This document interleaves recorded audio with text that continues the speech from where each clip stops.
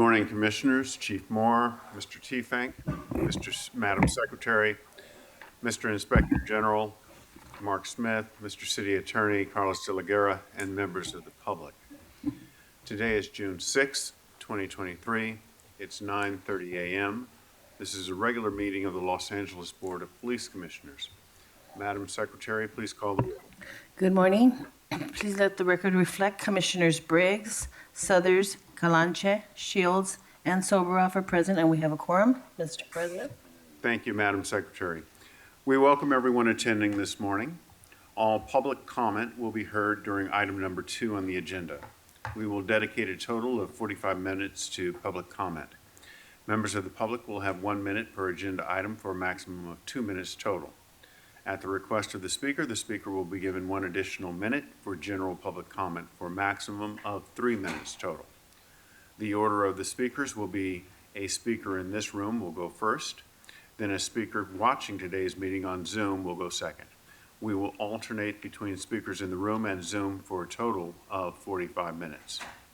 Members of the public who participate in public comment are reminded that they can speak to any item on the agenda or a matter within the jurisdiction of the Board of Police Commissioners.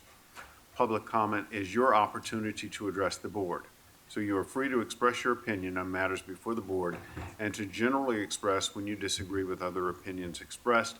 However, directing your comments to other individuals who have spoken or attacking others who have expressed their opinions shall be deemed off topic, and your public comment period will be concluded.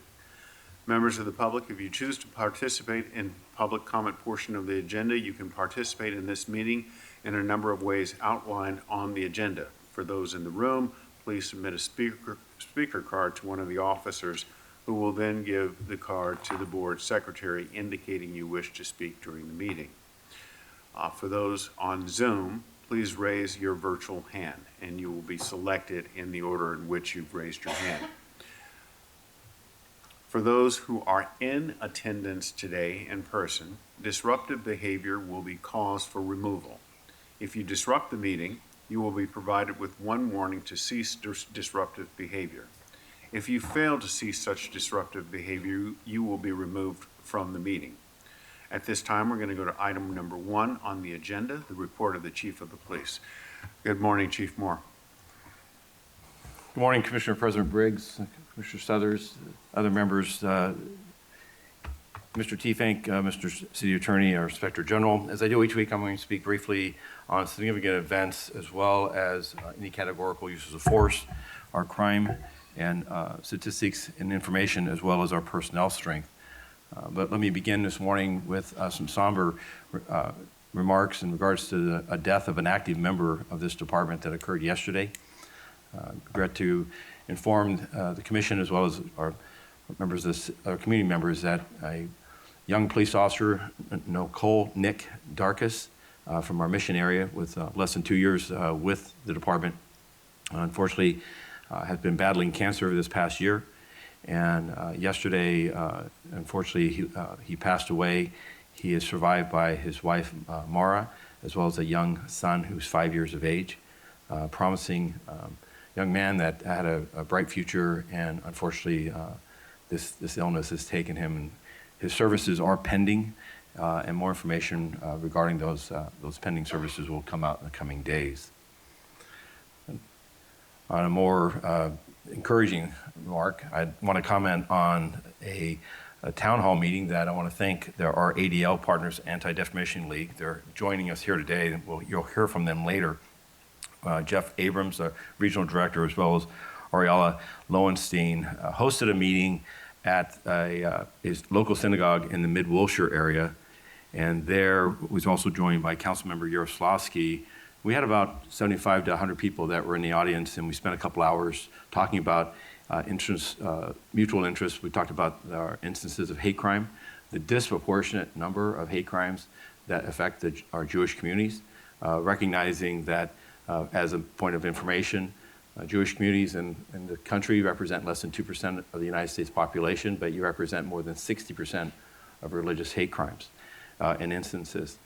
I look forward to our continued discussion where an issue came up that identifying an opportunity, I believe, for the department to revisit our practice of investigating hate instances. And currently we require a patrol unit as well as a supervisor to go to a scene to conduct that incident report.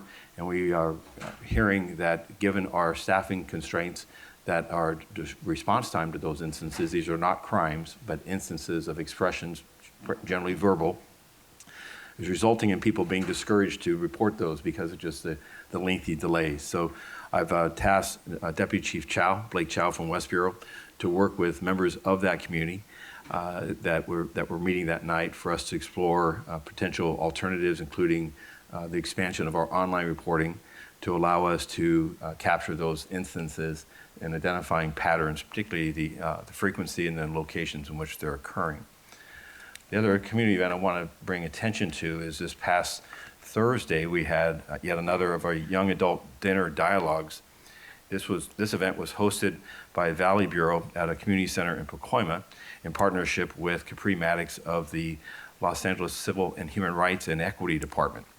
That evening, 15 officers from throughout the Valley, as well as 15 young adults, community members, including students from Cal State Northridge and the LGBTQ plus community, participated in the event. The event is a dinner of an opportunity for members of the community as well as our officers to sit and have an intimate discussion about a variety of public safety topics, policy, as well as programming that is meant to address their concerns and understand what those concerns are.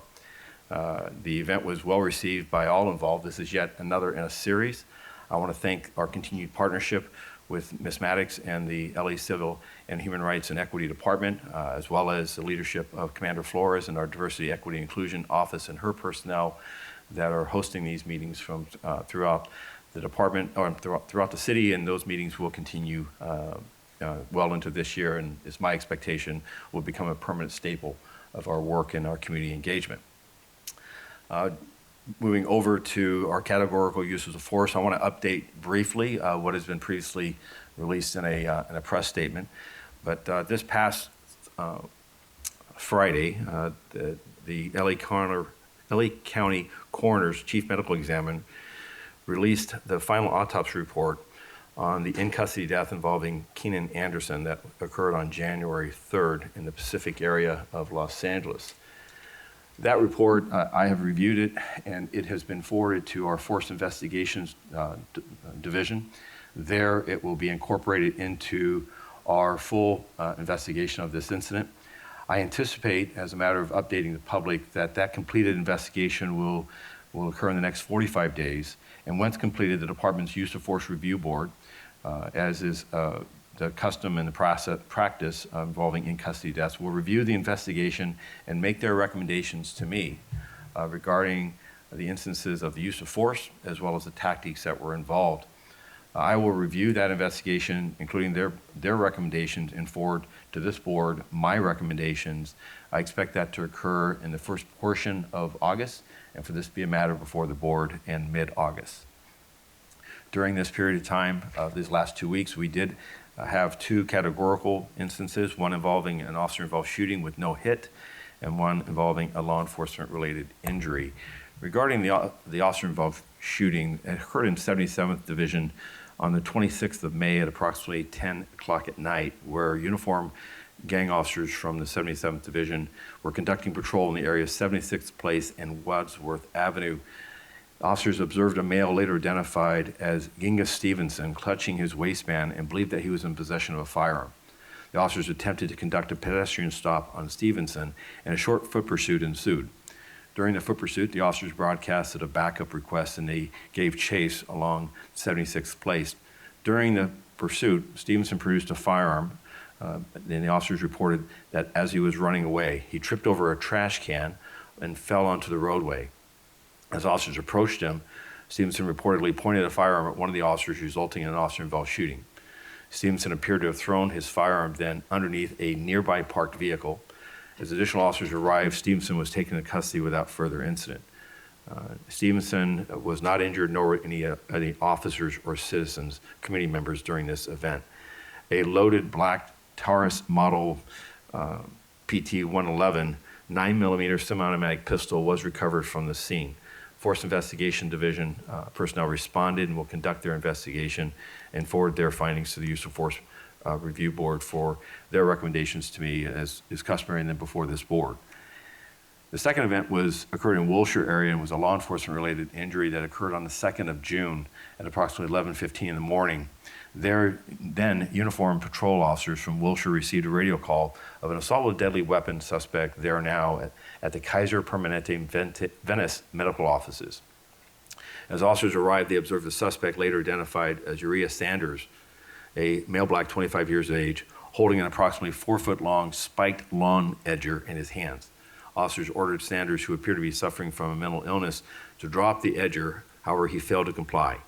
Additional units, including a supervisor and an individual officer equipped with a less lethal beanbag shotgun, were requested and responded. A unit from our mental evaluation unit also responded, and collectively the officers formulated a tactical plan on which to address this situation. Throughout the 30-minute interaction with Sanders, officers made several attempts to gain his voluntary compliance. It's been reported that without warning, Sanders, after that period of time, began walking towards the officers while armed with a spiked edger. A warning was given regarding the use of the beanbag shotgun, and he was ordered to stop, and he failed to comply. Sanders continued towards the officers, which resulted in one officer discharging a single beanbag shotgun round. This is a less lethal round, striking Sanders in the upper right chest. He fell to the ground and was taken into custody without further incident.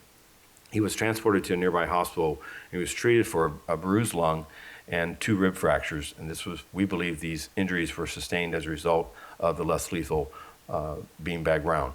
There are no officers or other community members injured during this incident, and again, this will be investigated by Force Investigations Division.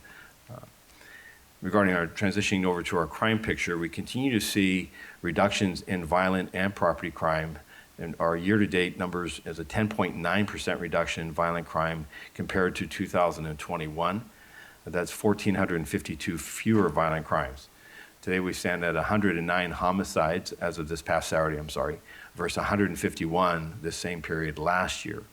I'm happy to report that as we are looking at our crime pictures, we've talked repeatedly about crime instances of 2020, 21, and 22 being impacted by the pandemic. We regularly report back to our numbers to pre-pandemic levels, and as of this past Saturday, at our homicide rate, we're stand at a 1.9% increase. So that's 2 additional homicides than in 2019. This is very encouraging, except for the fact that in regards to our shots fired, while we have a 17% reduction in shots fired versus last year, we have a more than 16% increase in shots fired and victims shot from 2019. That's 68 additional shooting victims. Additionally, when we look at our robbery picture, which is from 2019, more than a 17% reduction, we actually have 66 additional robberies that involve a firearm. So the instances of, while we are seeing improvements in regards to our crime, the instances involving gun violence continue to be a challenge for us, and our efforts will continue to be to identify traffickers as well as those that are in possession of guns, and seeking every lever to ensure that there's consequences for the use of guns and the use of gun violence. Additionally, I want to thank our city attorney. This past week, an announcement was, and a settlement was made with the Polymer 80 lawsuit involving their selling of polymer parts, ghost gun parts, in Los Angeles and in the state of California. I'm encouraged by the settlement and the terms of it, which will prohibit the use or the sale or distribution of those parts here in Los Angeles as an effort to interrupt the ready availability of ghost or unserialized weapons here that we far too many times see resulting in the violence that I've spoke about here. Closing on our Part 1 crime, we stand at a 3.4% decrease in Part 1 crime for this year versus last. But again, when we look at the broader picture in an earlier time, we still have a 50% increase in motor vehicle thefts from 2019. Additionally, that impact I'm concerned about with the recent reinstatement of the zero bail provisions for arrestees involving felony offenses such as vehicle theft, commercial burglary, residential burglary, possession of sales of fentanyl and other serious fatal drugs. Those continue hit and runs with an injury, a felony. Those are now zero bail issues, and I'm concerned that with these the gains that we're making about our ability to sustain these in the face of those that decision currently by the court. Moving, let me just briefly on officer-involved shootings. I did pass over this.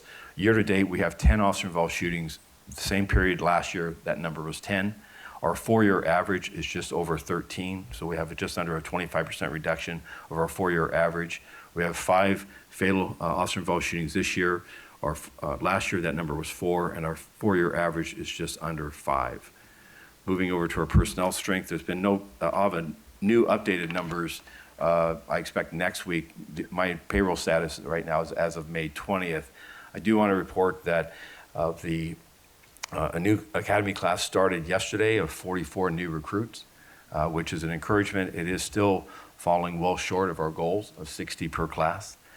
With that recruit class starting yesterday for this fiscal year, and there'll be much more information today in a verbal presentation, I believe, we will have hired 452 recruits. This is approximately 58% of our goal.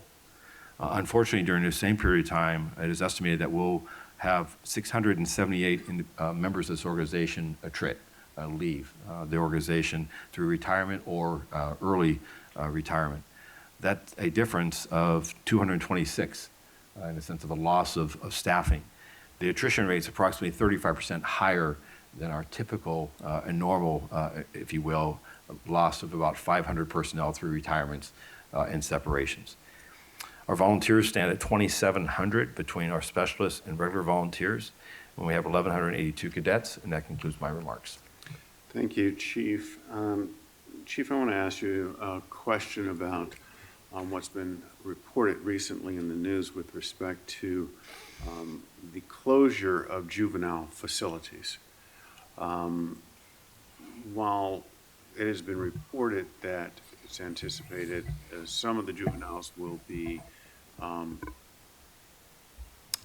placed elsewhere, there's an implication that there will be a mass release of juveniles who've committed some pretty serious violent crime. Do you anticipate that with the release of these juveniles that there will be an uptick in crime? So this is an active conversation, including our district attorney and public defenders and others. We are watching this situation very closely. It is my hope that appropriate housing and services and assistance for those young people who have been convicted of serious crimes such as homicide and sexual assaults and so forth, that appropriate housing will be made available, and that these individuals will not be released into a community, given the belief that a number of them pose ongoing dangers to the community should they be released.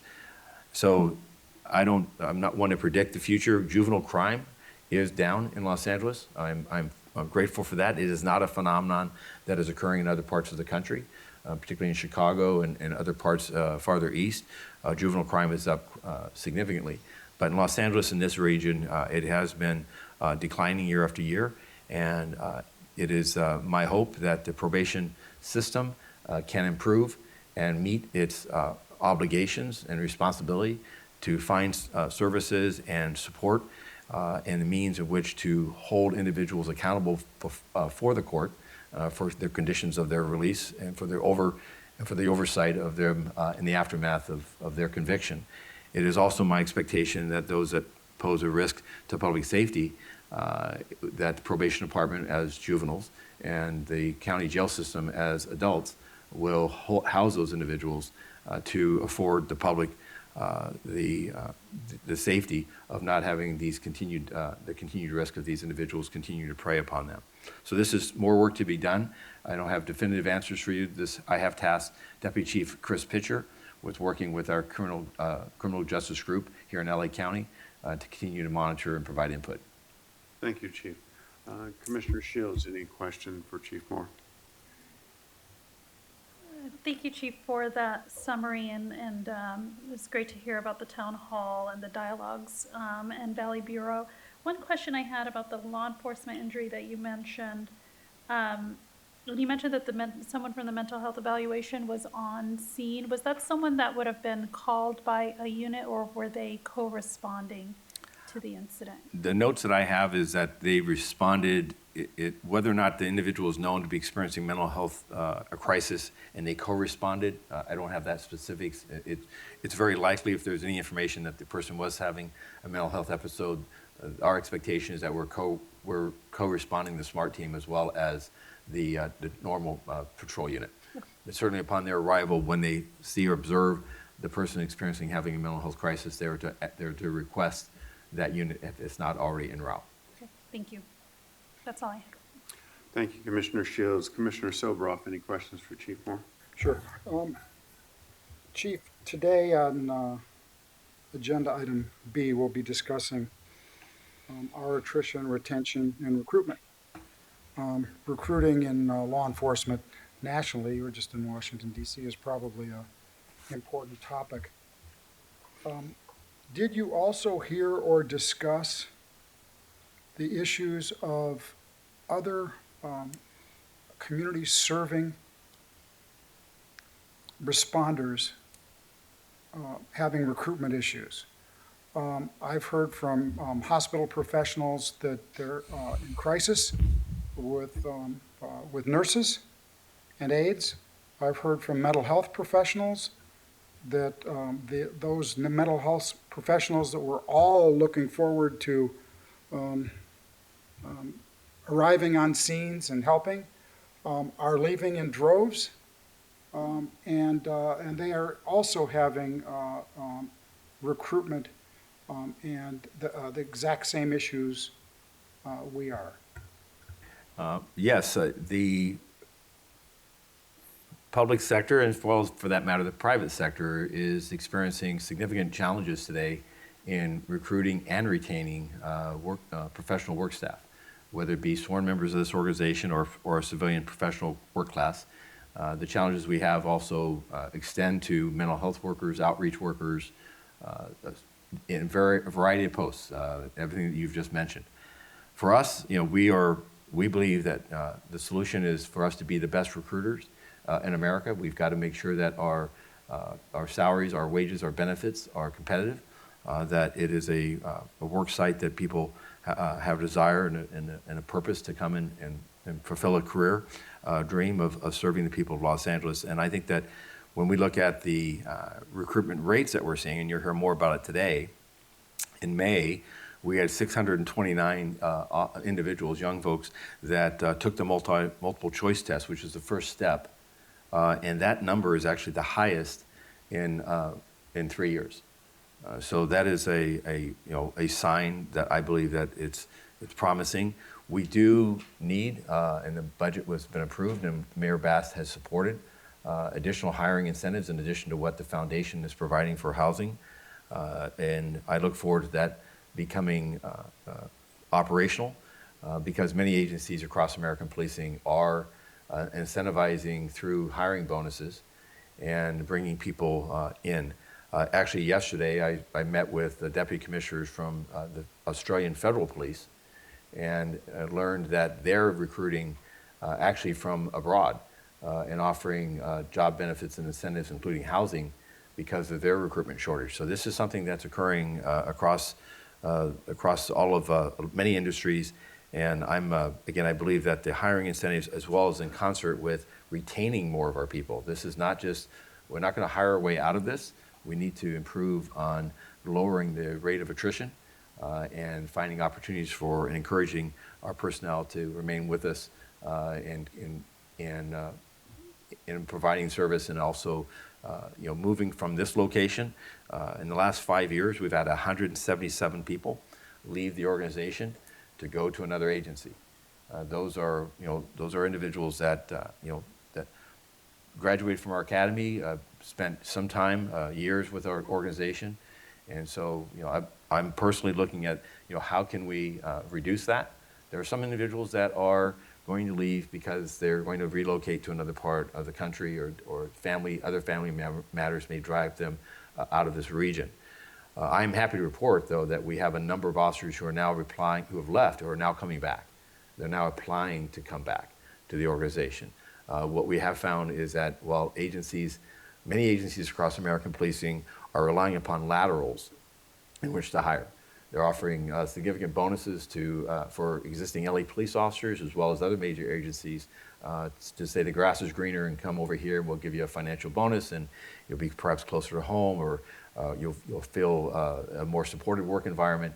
And what we're seeing is that there are instances of that, but there are also a number of instances in which the officers realize that the opportunities that this department offers, the types of job opportunities, as well as the work conditions, are sometimes greatly deteriorated. There are departments across America today that are mandating overtime.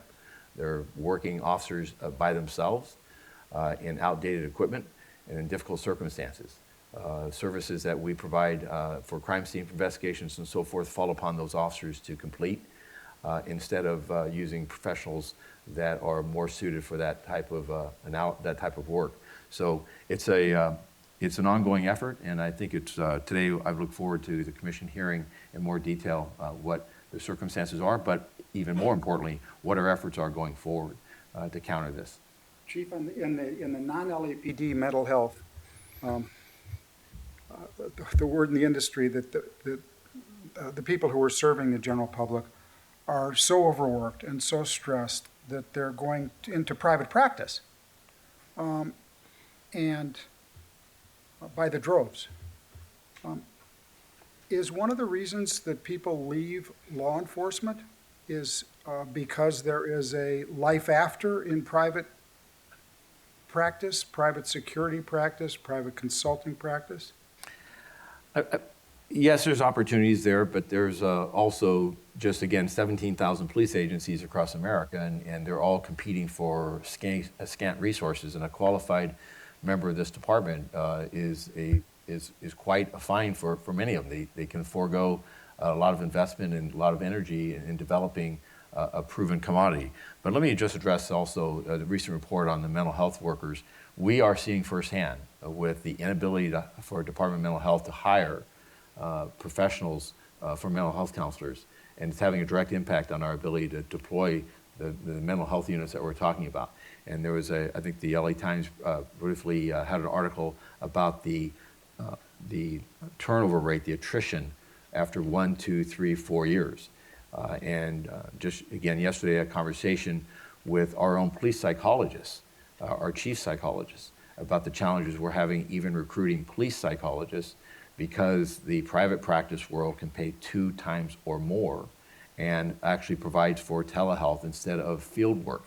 And so we've got to, I think all of us in the public sector have our work cut out for us to ensure that our work conditions and the employment with this agency and every agency in public government is competitive with what the private sector and others are enticing individuals to do. Thank you, Commissioner Soboroff. Commissioner Suthers. Thank you, President Briggs. Chief, thank you for this morning's report. Just 2 questions on 2 different subjects. First, I want to thank you. It was an honor and privilege to speak to my first graduating academy class. Of course, I've been out there many, many times over the decades, but to speak as a commissioner was indeed a privilege. In that regard, I noticed we had 25 cadets that graduated and only 3 were women. How are we doing on our 30 by 30 numbers, and would you happen to know how many women are in the incoming class of 44? Yes, so this year to date, we will hire 24% of our academy recruits as women, the fiscal year that's ending this month. That number is a reduction from 27% the year before, but it's an increase from earlier years. The next academy class, I have the stats. I know that there are presenters who will be able to provide that to you. I believe it's a quarter or more are women as well. So the representation was much improved. The class that you saw graduate from November or December was the low point for us.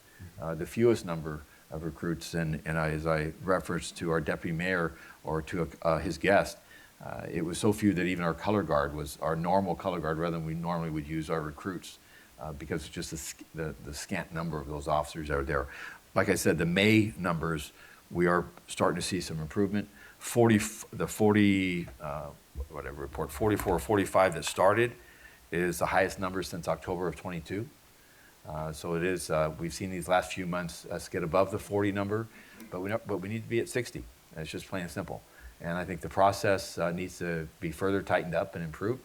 And I'm encouraged by reports that I'm getting from Deputy Mayor Brian Williams. And I spoke with our General Manager of Personnel on Saturday, Ms. Brown, that we are looking at the choke points and the points where the delays are occurring and working to ensure that that the hiring from date of application to the academy date is 90 days or less. We're not there. We need to be. But we also need to make sure that we're only hiring the most qualified. Mm-hmm. So in these numbers, we hear a lot about numbers and a lot about focus. We're going to spend well over $1 million supported by the city for marketing. The foundation is also stepping forward, as was approved here about 2 weeks ago, for marketing and outreach. But in that drive to do that, we also will ensure that every member who steps onto the academy field, whether it be their first day or at the point of graduation, is that they're qualified to have the privilege of wearing this badge. And I do thank you for being there on Friday. My pleasure. The second on categorical use of force, if I can pivot just a little bit to alternatives to armed response. I know that last year, January 2022, there was a initiation of the CIRCLE program, which is the Crisis and Incident Response through Community-Led Engagement. Yes. We're always looking for alternatives to armed response. I know that program was piloted, I believe, in Pacific and Hollywood areas. I would like to, in the future, if you could tell me the status of that program, if it's still running, but most importantly, I think it'd be useful as people are reaching out, asking for what kinds of alternatives we can offer, how we can deploy our resources better. If we could have an inventory of all those programs that are supportive of alternatives to armed response. Absolutely, and the CIRCLE program continues to expand. It is now in a number of areas across the city, both in downtown as well as the west side, the valley, and South Los Angeles. It is a valuable program because it's deployed around the clock. It's workers and outreach engagement is not just a 9 to 5 Monday through Friday, which is too often the case in regards to outreach services. They have in each area, they don't, when they work in Hollywood, for instance, they work in a sector or some zones there, they are not able to take on the entire command. But in those areas in which they're assigned and they work and engage, we've seen repeatedly crime reduced and less demands on police resources. So those and the outcomes, the safety of the workers as well as the outcomes of placement and getting people resources are all occurring. It's not a perfect program. It is challenged with staffing as well, but it is something that enjoys our full support, and we hope to see it continue to build to scale and really afford the city a viable, non-armed response for these types of crisis and chronic conditions that occur in too many corners of our city. Yeah, thank you. With that inventory, it'd be very useful to look at the metrics for how often these resources are being deployed instead of our officers who are armed. Yep. And second, how successful it's being. I know as you know, it's being used across the country in places. The program like Cahoots and others be very, very important and useful to know how often it's being used and how successful it is. And we'll provide an updated report on that, as well as D.D. Hirsch and the other alternatives that we see with Urban Alchemy and other providers. And happy to at the president's discretion, either report in a verbal presentation. We have previously, in the last few months, made more than a couple of reports to the council, I believe through this body, but I don't have the report in front of me. We're happy to do so. Thank you. Mm-hmm. Thank you, Commissioner Southers. Commissioner Comanche. Thank you. Chief, just for clarity, I might have missed parts of the conversation that you provided around the Keenan Anderson coroner's report. Can you just clarify the process Sure. of, is it available to the public yet, or what is the process Yes. that it will go through internally? So the autopsy report was published or was made available on Friday. And now that investigation from the chief medical examiner becomes incorporated into the department's Force Investigation Division investigation. I spoke with DA Gascon. They continue to monitor our investigation. Ultimately, they will oversee their evaluation of the officer's actions as well. But the department's internal report will go before the Use of Force Review Board, I expect, within the next 45 days. That board will evaluate the tactics and the use of force by the officers and in regards to our policies and procedures and training. They'll make recommendations to me, and then I will review the entire matter, and I will submit a report, as I do in each of these, to the Board of Police Commissioners. I expect that to occur in early August. I then would anticipate that the board will take into consideration in closed session sometime in August this entire matter, and then reach your findings, which will be released to the public. And after the closed session, this will also be accompanied by Mark Smith, Office of Inspector General, and their evaluation of the department's quality of the investigation, thoroughness of it, as well as their recommendations to the board relative to the topics I've just discussed. And then lastly, in the aftermath, when the decision of this commission is then announced, there'll be a redacted version of the Officer Inspector General report, as well as a redacted version of my recommendations to the board, as well as the findings of the investigation. So that'll be available to the public. Yes. You mentioned that DA Gascon is also conducting a parallel investigation. Not a parallel or- investigation. Or just looking into. Well, what happens is anytime there is a police action involving an arrest or an individual, in this instance, the person's death is in custody, his office is charged with the evaluation of the officer's actions as to whether they met the legal standard of a police officer and their authority and responsibilities in using force involving an individual. That's a standing requirement. It's not unique in this instance. The only change in that regards is the Office of the California Attorney General would typically have a jurisdiction now over these matters, but for the fact that Mr. Anderson did not die there. It was hours later, and so as such, it remains a jurisdiction by the statute of the District Attorney's Office instead of the Attorney General.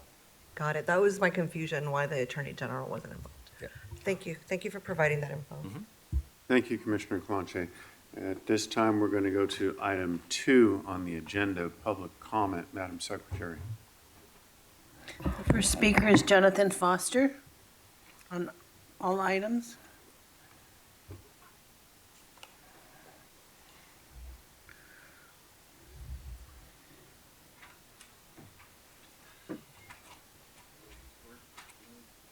Can I have 5 seconds back? Does this work? Thank you. I wanted to apologize. Last week, I used the F word in this building, and I apologize. So let's move on. Has to be that there is also accountability. Face the fucking wall! Face the fucking wall! You sure I'll fucking kill you? So the reason I played that this time is because through the days after I got into that, I started wondering, Patrick Colby is white, and I wondered if the officer is a Latino gang member on the LAPD. That's what I had wondered. There's a lot of swearing at the SoFi Stadium. That guy has something to do with it. There's a lot of swearing at Staples Stadium. That guy has something to do with it. There's swearing at your park where they play basketball. Did you get over there and clean it up over there? I didn't think so. So let's go on to this one. Commissioner Briggs, I like allowing everyone that comes in and submits a comment card to be able to speak. If they've come out this way, they should have an opportunity to speak. Thank you, Commissioner Clanche. It'll be taken up in the executive. It'll be taken up in the executive committee. What is the executive committee? How come you haven't taken care of that? How come we don't get to speak, bro? Are you not American? You're born here? Across the Hollywood High School graduation stage. It was Lou. I thought it was, I'm sure it's probably for like Luis. I thought it was Lou for loser. See, on June 2nd, there was 8.5 hours after the George Floyd protest, 8.5 hours for call-in. There's no shortage of people that want to participate. They went from 2 minutes and then down to 1 minute, and it was still full for 8.5 hours. Then there was the reappointment of the chief for 2 straight hours at approximately 50 callers. And what we used to be able to do is speak on each item. That's the United States of America. That's what I support, to secure the blessings of liberty to ourselves and our posterity. And then that takes commenting on stuff that you speak about and we're not able to. Like if I'm going to speak about it, you've already approved things. I can speak about what happened last meeting. This is not the United States of America. I don't know who the hell you are. Who the hell are you? You born in the same country I was? Who the hell are you? I was serious about this. The other one, 4A, Israeli terrorists. They blew up the King David Hotel in 1938 and they killed 2 British police officers. Yeah, dude, so I know more than you do. I'm also smarter than you. Okay? If we gave $4 billion to the black community, they wouldn't have a problem. Just like Israel, we give them $4 billion a year. Why aren't we giving that to the black community so they're not dying on the sidewalk? Because Israel apparently isn't dying. It went from $3 billion to $4 billion. Time is up. And we Thank you. should be able to give that same amount of money to the black community so that they're not on the sidewalks here. Who the hell are you? Our first Zoom speaker is Tomato.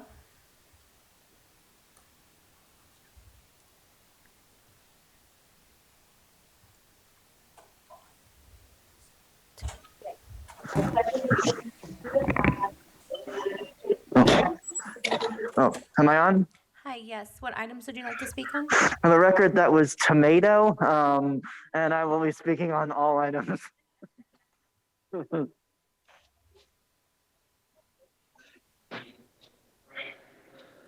Okay, so I'll do all items. So I'll start off with the chief's report.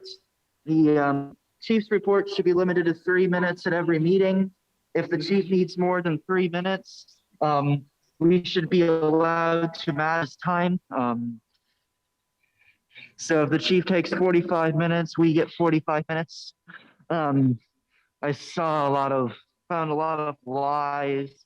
And it seems like maybe we could start referring to, when the police shoot and kill someone, and more terms that actually put the death on the hands of the officer.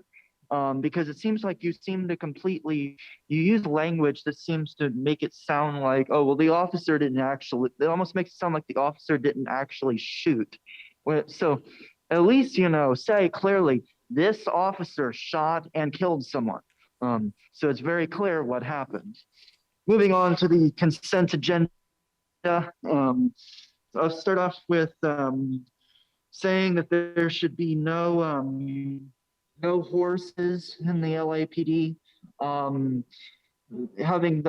Forcing the horses to be cops is animal abuse. So and the cops don't even take care of the horses. They don't even pick up the horse poop. And I oppose any donations from the police foundations.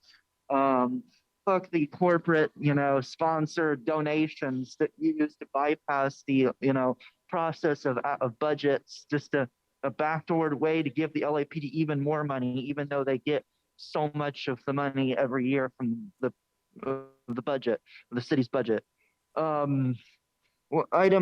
One of the items is putting a defaced pride flag on a cop car. I say defaced because if you look at the design, there's seem to be like an intentional design choice to have these scratches on the pride flag. If you look at it, you'll see it on there. And clearly, it's just an insult, especially when you consider what the LAPD did last Friday at Santa Coy Elementary, where the LAPD allowed a bunch of fascists to harass and intimidate, assault, people from the LGBTQ plus community. So, and meanwhile, they stood by and just watched as they just, assaulted someone. That's what they do at everything. The next speaker is Hamed Khan on all items.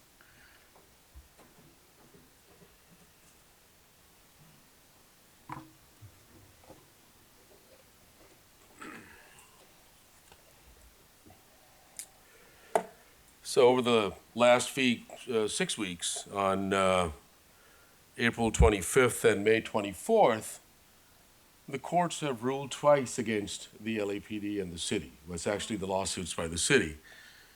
And of course, Carlos de la Guerra's name is also on these complaints and these filings from the city as well.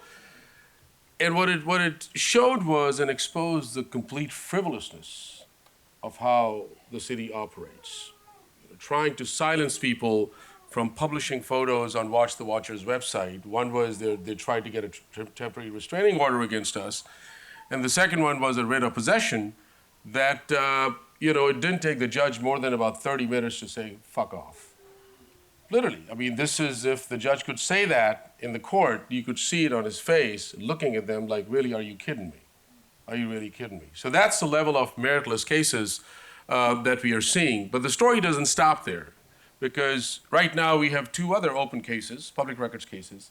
One is about the height and weight that they would not release. So I was talking to Zach about it, looking around that, what is it about, that they want to hide? It's about, what, about 5'11"? You want about 6'3" or something, or 6'2"?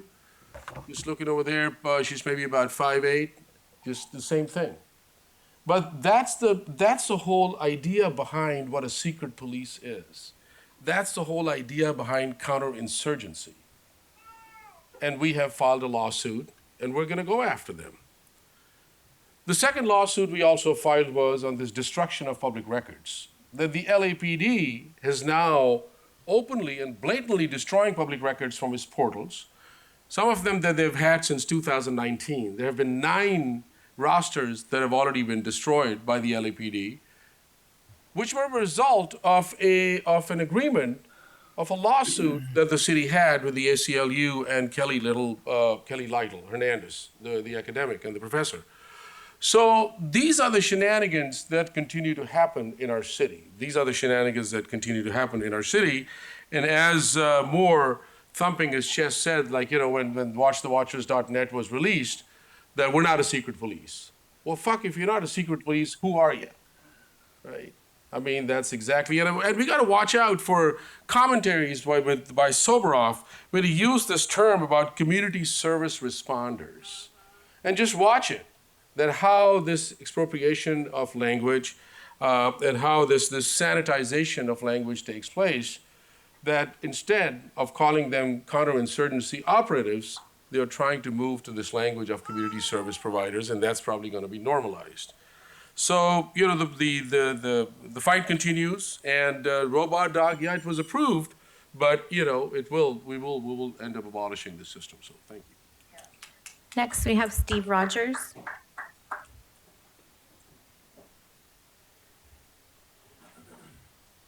Good morning. Good morning. What items would you like to speak on? All items, please. Okay, 3 minutes. The United States is a constitutional republic. All lives matter, and we're all children of God. And I'd like to offer my condolences to the LAPD family and to the family of Officer Nick. I didn't quite catch a last name, and if I can make a suggestion to the chief, could you spell the names in the future when those kind of announcements are made, so that we can show the proper respect and include them in prayer. Now, I'd like to talk about defamation, and I believe the Anti-Defamation League is in item 4A. And I'm against defamation of the police department. Many times you hear people come on here and they call the police officers murderers, racists, all lies and all defamation. And I want them to know, the officers that are out there, that the vast majority of the public supports them, loves them, and appreciates them. And appreciate their protection and their service at every level. That is the vast majority of people, not a dedicated minority that is trying to subvert law enforcement and rule of law, but the average person out there. With regard to recruitment and retention, I did read the report on recruitment.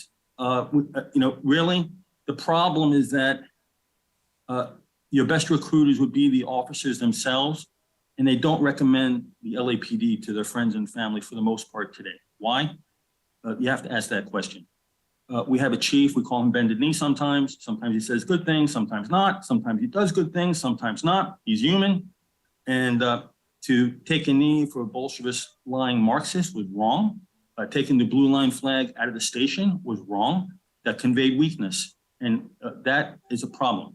So you need to portray a strong police department. If you look at your photo on the website, you have two females. They look like they came out of a club. That doesn't inspire people to want to join the LAPD. That's why you're having problems. And when it comes to the mandated jab, so to speak, you don't need that. Okay, that would tell people that really they're not wanted if they believe in the individual sovereignty of their body. And so, and we went over that for months. It's time to get rid of that requirement for LAPD recruits. And I will say this, all animals are equal, but some animals are more equal than others. Let's treat people as individuals and let's do better for the citizens of this city. And with that, I'll say everyone stay safe and God bless. Thank you. The next speaker is Zach Sherwin.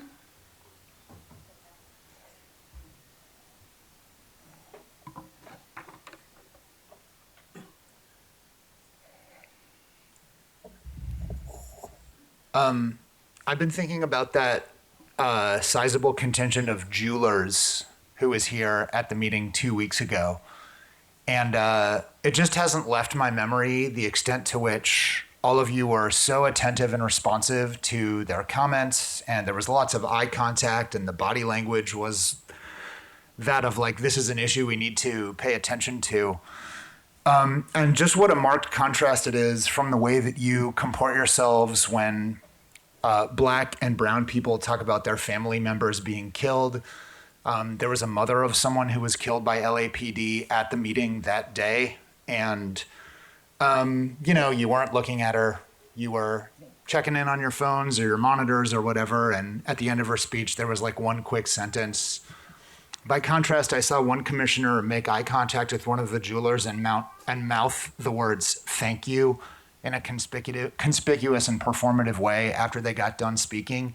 And I just think it says it all about what this commission is and the kinds of values and priorities that you give us no choice but to assume are your most dearly held ones. That when those jewelers come in and make their case, you're all right with it.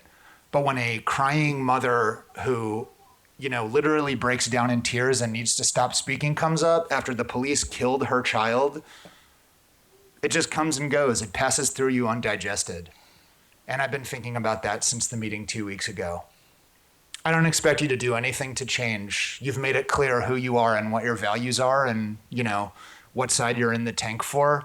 But it seems like if these meetings are good for anything, and I don't think they are or barely think they are, but I don't want that to pass by unremarked.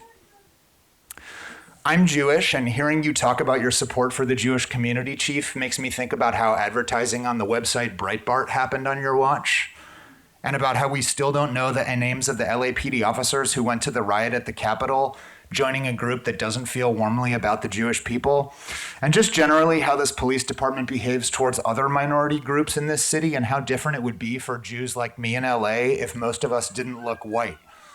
Our tradition has a saying in Hebrew, tzedek, tzedek tirdof, and the translation is justice, you shall pursue justice. And your officers and you, Chief, specifically fall sickeningly short of this standard. Also, if I were Magen Am and I were presenting at this meeting, I would be insulted that my name was misspelled on the agenda. Commissioner Suthers used the pronoun we to refer to the LAPD. The commission website says that your role is setting policies for the department and overseeing its operations. Do you think that it contributes to the public's opinion of your oversight function for you to use the pronoun we when referring to the LAPD, Commissioner Suthers? I yield the rest of my time to today's meeting. Next, we have Javier Hermosillo. Good morning. I wanted to cover a couple of topics that the first one is for those of us that are calling in. You used to put up a little clock up there, and we could see exactly what we were doing, how long it was taking, et cetera. And for some reason that's been taken away. And I implore you to please do that for us so that we can see how much time we have left. We're not having to look at our watch or whatever. Okay, I don't understand why it was cut off. If the person isn't ready, then you don't put them on. But it really makes it hard overall. I want to address a couple of topics.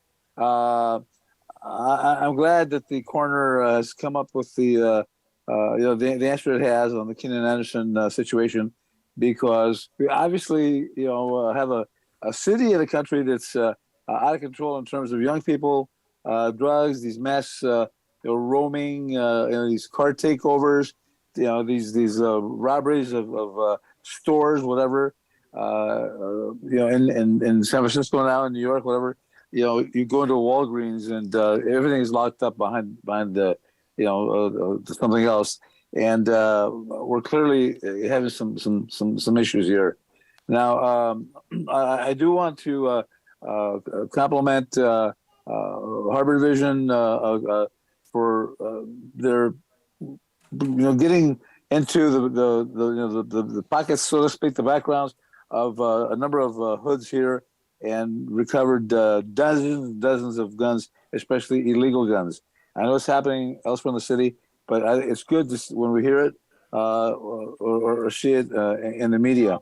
Also, there was a reference earlier to the smart units citywide, how sometimes they're responding from all over the place. Is there a reason why you can't have them per bureau? And at least you have one per bureau, in the evening hours or something like that. And also, the other question that I had about personnel is, why can't you have a corps, or try to create a corps of psychologists that will volunteer their time and be on call throughout the city, so that if you have something happening in the far end of the valley and then something done in the harbor, you've got resources that you can call and say, hey, can you respond to help us out here as volunteers? And the last thing that I want to talk about is that are you looking at perhaps converting some sworn personnel to more civilians? I know there are a number of areas where that. Okay, the next speaker, Megan.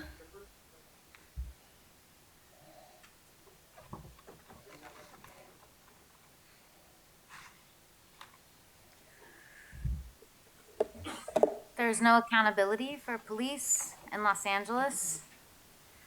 This is supposed to be the accountability for police in Los Angeles.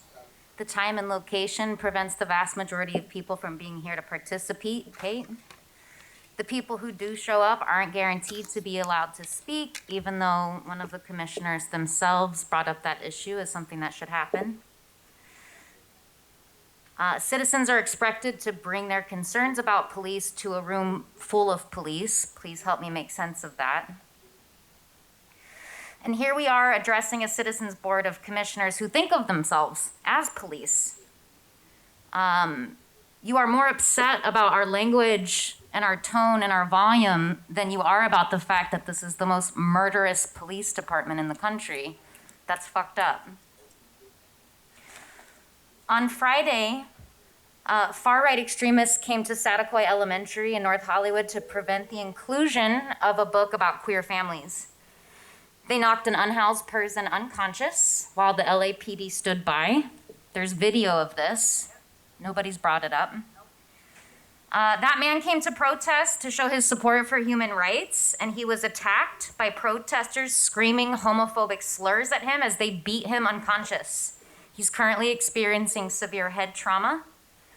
On top of the criminalization and persecution he already experiences just for being poor. I've come here for 6 meetings, and I've just never heard any of you ask really a real question of Michael Moore. I've never heard you ask any question that might be tough for him to answer, that indicated that you have any concern about how poorly he's running this department, the most murderous police department in the country, and you just never have questions about any of that. The value of these meetings for me is getting to come here and hear from the activists from Stop LAPD Spying and the activists from Black Lives Matter, who are actually the only people providing any kind of accountability for Los Angeles police. I yield the rest of my time. Next, we have Jamie Cusick. All items. Okay, 3 minutes. Sorry. My dogs are also abolitionists. Okay, a lot of absurd things on the agenda this week, including a donation of $2,100 for a DJ and AV entertainment at the Van Nuys Division's holiday party, plus another $550 for a photographer and $2,500 for food at their station's Wellness Day in July, and $600 for their station's softball team. That makes $5,750 committed to, quote, providing support and facilitating a morale boost for the Van Nuys Division. It's really fucking hard to read the itemization of food at this Wellness Day, which includes water, coffee, OJ, breads, pastries, bagels, and burgers, and not think that the individuals who could actually benefit from those $2,500 worth of food products, or preferably just $2,500 period, are the homeless and housing insecure residents of Van Nuys, folks who are not making the astronomical salaries that the Van Nuys officers make and who do not have the option of being personally housed for free or close to it by good old Steve Soboroff, who, as we all know, loves nothing more than to clutch new recruits close to his withered bosom in his unspeakably corrupt housing for hire scheme. Not only do the residents of the Etna Bridge home, a Van Nuys homeless shelter, have no such luxury, but in fact, as of 2 weeks ago, they've been receiving violent, threatening citations from LAPD simply because they've been putting up tents outside the facility and in the adjacent parking lot. For some reason, this shelter, which has been criticized for its prison-like atmosphere and lack of privacy, has a draconian, dehumanizing, and truly inexplicable rule that you can't be a resident of the shelter and have a tent outside it. But the cops who you guys posted all around it, harassing people they perceived to be unhoused and often creepily addressing women by name, as of a few weeks ago, didn't even fucking know what policy they were enforcing. When questioned, they've been saying they're enforcing 4118, a law that's not only overtly fascist, but also doesn't seem to be applicable in this instance. And separately, there were also cops out there violently threateningly telling residents that they couldn't have a tent outside and be a resident, but also that they hadn't read the shelter's policy. What the fuck? Even if the police posted to the scene had actually been enforcing shelter rules in a coordinated way, this all seems so obviously illegal. You can't just arbitrarily make up a policy for your private property and then call in an armed guard comprised of taxpayer-funded public servants to come and enforce it. I mean, yes, actually you can if you're a powerful entity like the Salvation Army, which runs Etna Bridge and which represents white, wealthy, tax-evading philanthropic interests that embed their acts of charity in patronizing gestures like this hellish shelter, rather than actually empowering unhoused and poor citizens with money and other genuinely helpful resources that might better enable folks to make their own decisions about their lives. The next speaker is Harriet May Elliott. I'm coming to talk about my son who died 28 years ago as a 17-year-old at Arlington, and in a party at 10 at night. He had 0 alcohol and drugs in him. Okay, this kid was obviously, what are they saying what happened is that he was in a gang. I don't believe he's in a gang. The back of my shirt, if anyone's listening on Zoom, says, authorities said my son is in a gang. impossible? Well, I have quite a few reasons. One of them, I did this Public Records Act request, and I did get most of the information from the cold case files up there that they used to have right across the street from Fuhrer's office. Well, they're in there, nobody that was a witness. By the way, my private eye that I paid $3,600 for, he died. He said, I just want to see their state witness statements. Well, nobody knew my son that was in the witness. Nobody even knew he was there. And there was another kid that was a paraplegic afterwards, but my son died. The gang was something like Mother's Little Helper. You have to read the thing. I don't have the papers anymore. And I kept thinking, this is not a gang. You're kidding. This can't be the name of a gang. This is a joke. I used to say that to my son. So what is this? Okay, no wonder they hid the papers from me all those years. Anyway, you'd think 28 years, you must have gone to lots of authorities. Yes, I did.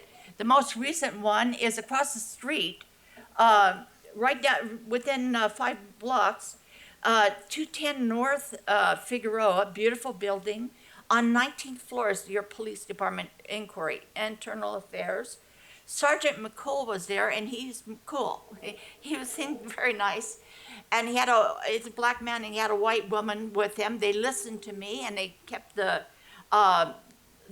recorder on for the whole hour. And he said, I'll get back to you in a year, okay? I'm going to be doing a report. They won't let me see him. And this is the kind of thing that I've been facing all of this time. Like, it's sloughed off every time, sloughed off.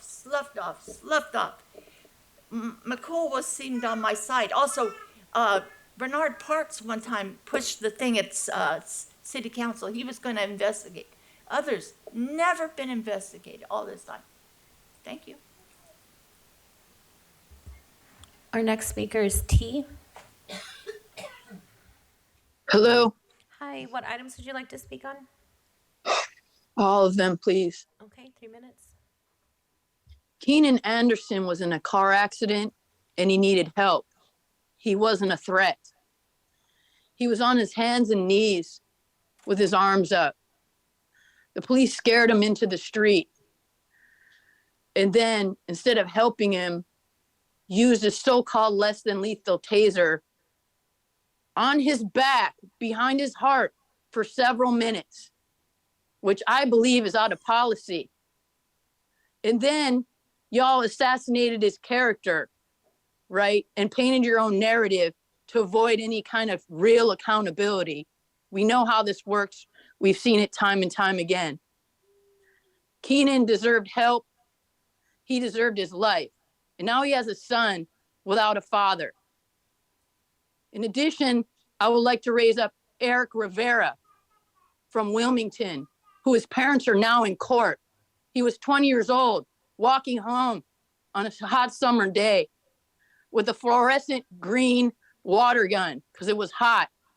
The Wilmington police rolled up on him and within minutes shot Eric and rolled over him with their car, an LAPD patrol car, and left him in the street for hours.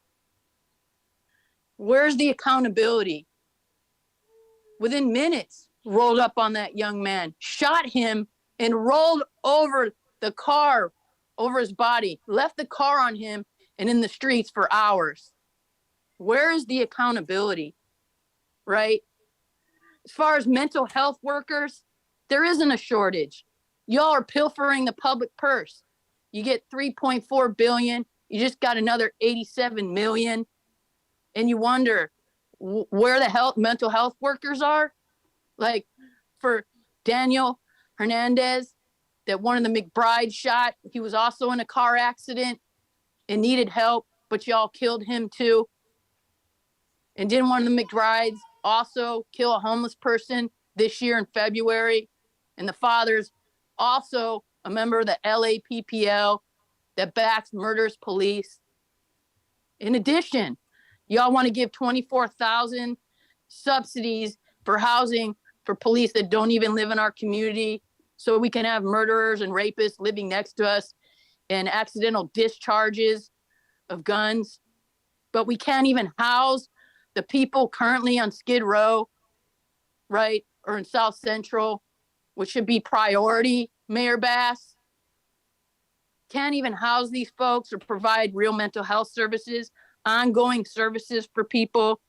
But you can continue to fund robot dogs that will criminalize Black and brown folks, even.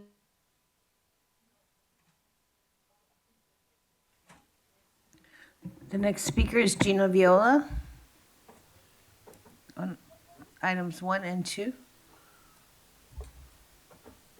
And all items. I'll take 3 minutes, please. So we're seeing what's happening in Atlanta with Cop City, and that starts right here. You have been ignoring public outcry for decades. For decades, people have been coming to this room, have been rallying the public against drones, against facial recognition, against laser zones. We have to fight tooth and nail for things to be discarded that we know to be racist and predatory by your agency. And yet the fact that this board continues to approve things despite the public outcry, what we see is Cop City, right? We see hours and hours of public testimony of people rallying against Cop City, and yet Cop City was approved last night. That's a result of everything that's been happening here for decades. You lead the way in this. You lead the way in the public betrayal that is now just impervious in this country.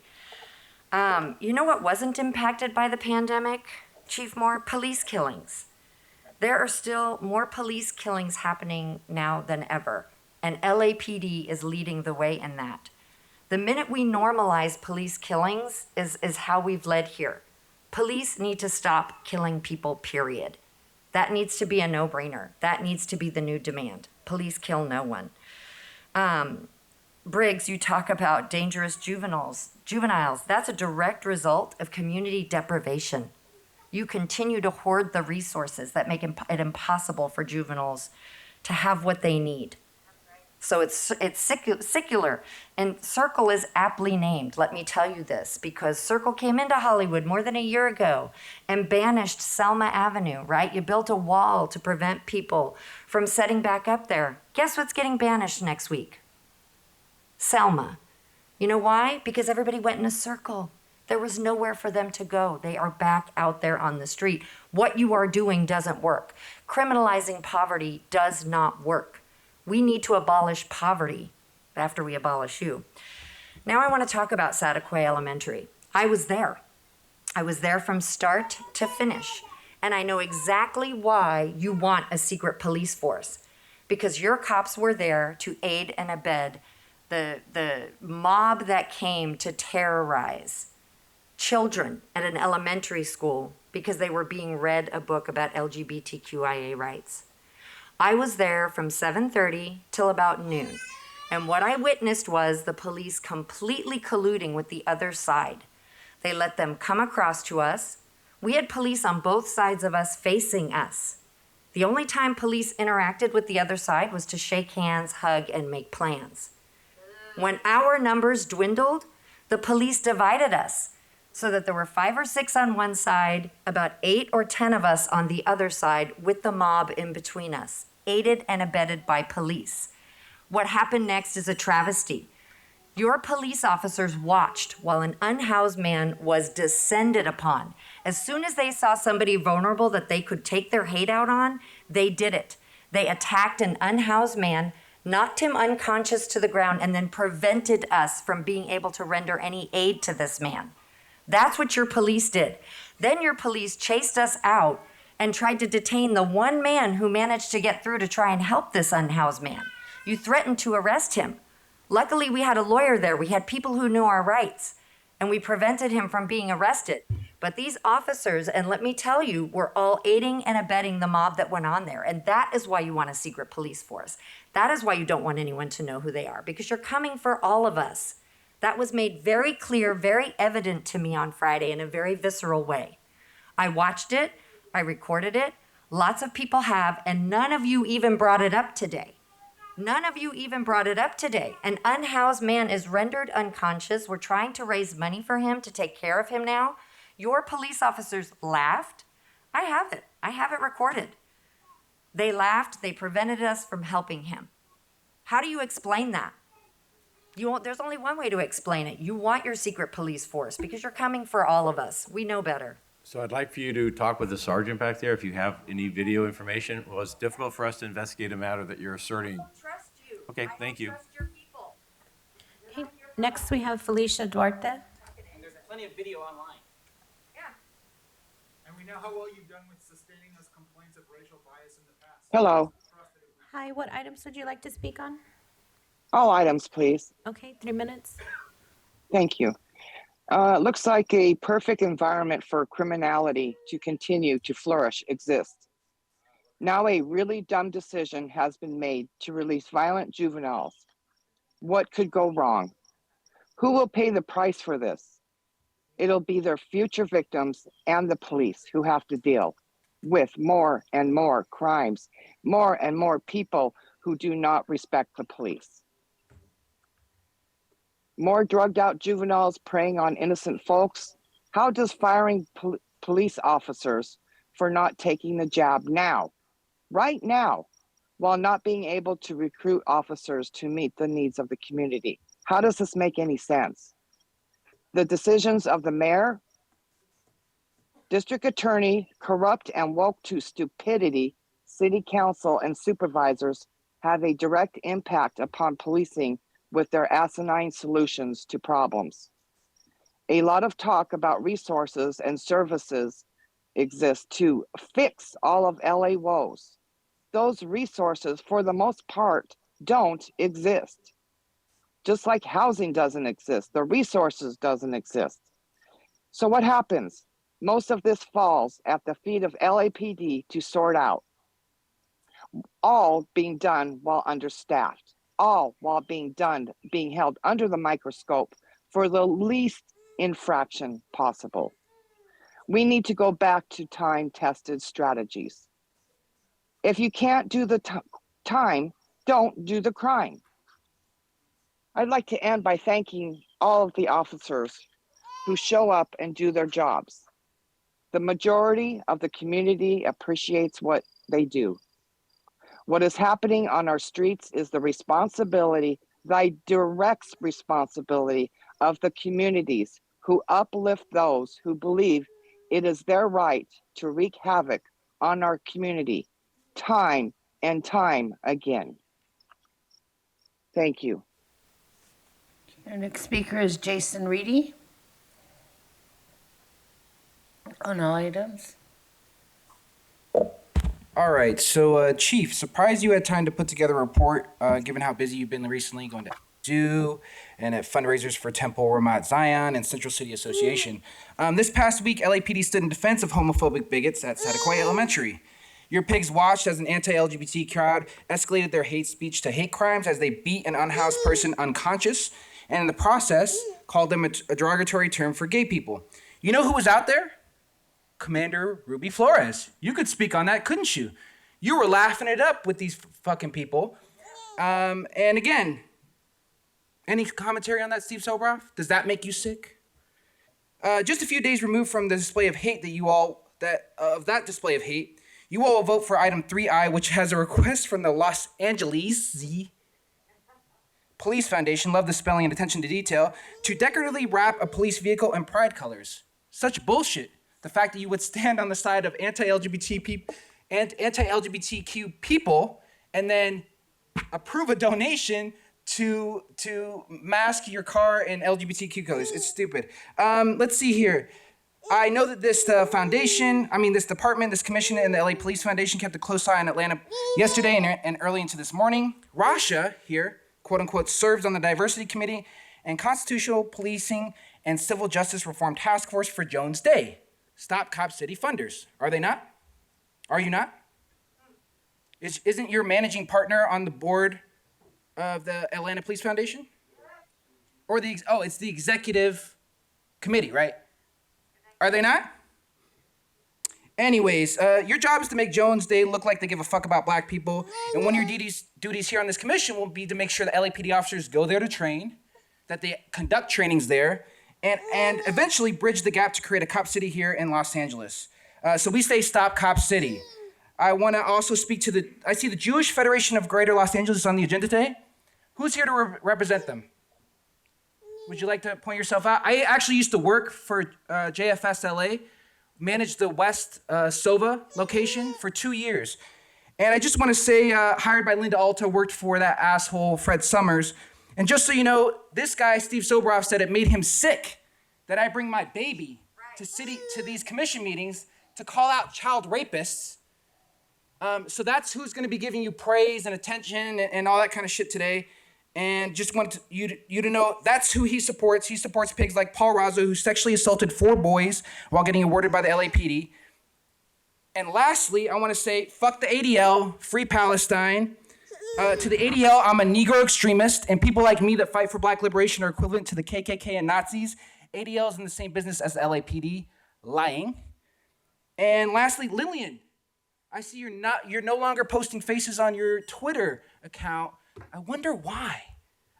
You know, she was regularly posting as part of the Gang and Narcotics Division. Was regularly posting pictures of your officers online, but coincidentally, last month decided to start blurring out their faces. I wonder why. And lastly, to this horse, is this the horse donation? Madam Secretary, please call the next speaker. Next speaker is caller ending 1264.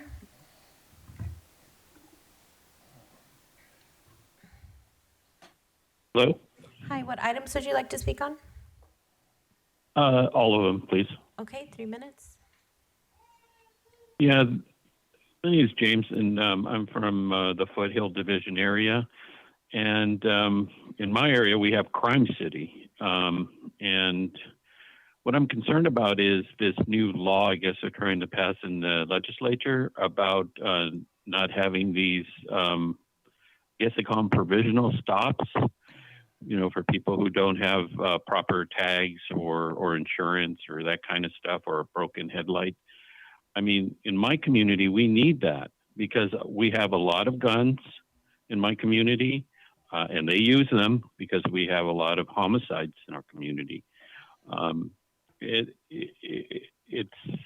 very irresponsible not to have that tool for the police. I mean, the police can make their discretionary decision, you know, on to ticket or not to ticket. So that's up to them. I mean, that's why we give them that authority. But we're basically handing over that authority over to the criminal because a lot of these stops do bear fruit. You know, we've had guns that have been pulled out, drugs that have been pulled out that have poisoned the community in my area. And also, I wanted to talk about these traffic officers, which I don't see anymore. And we have a lot of incidences where people are hitting people and, you know, causing a lot of pedestrian deaths. I don't know why I'm not seeing them anymore. I very rarely see them. So they're a great deterrent. And for some reason, they're not out there. And we're having a lot of speeding, a lot of almost hits that I've seen. I've almost been hit because I walk a lot. And what we have in my area is Crime City. And we need to really tighten the screws on our community. We need to be safe. We need our ordinances, you know, enforced because that helps the community, you know, reminds them that we have laws and that they need to be enforced, and that's what keeps us safe. And that's my comment. Thank you. Thank you, and that is the end of the public comment period. At this time, we're going to go to item 3 on the agenda. Are there any commissioners who want to have items 3A through K discussed? No. Yes, item D. Sorry. Everyone who's speaking right now, you're disrupting this meeting. I've already warned you, your time was up, and we only have 45 minutes. That's it. It wasn't before the pandemic. Well, that's the new rules, okay? Those are the new rules. It's 45 minutes and that time has elapsed. I've already spoken, so please stop disrupting the meeting at this time. At this time, we're going to hold out item 3D. I'm sorry, the 45-minute time period has elapsed. And Ms. Viola took 6 minutes with the time, so she obviously took your time. Yeah, she's one of the people that you came with, so. Oh, nice. If that hadn't happened, you let her speak today, Briggs. Is that what we're to believe? That's not consistent with how you actually impact the meeting. That's convenient that happened. It's what I'm doing today. Thank you. At this time, I move that we adopt items 3 through K except for D. Is there a second? Second. Motion been made and seconded. All in favor, say aye. Aye. Motion carries. Thank you. Please step out of the room now. Since you're Mr. Sharon, since you need to continue to speak and disrupt the meeting.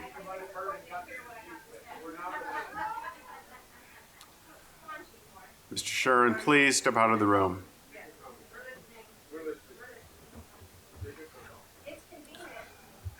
I'm sorry, but there is no more public comment, please. There is no more. I would like, Sergeant at Arms, please escort this individual out. At this point, she's disrupting the meeting.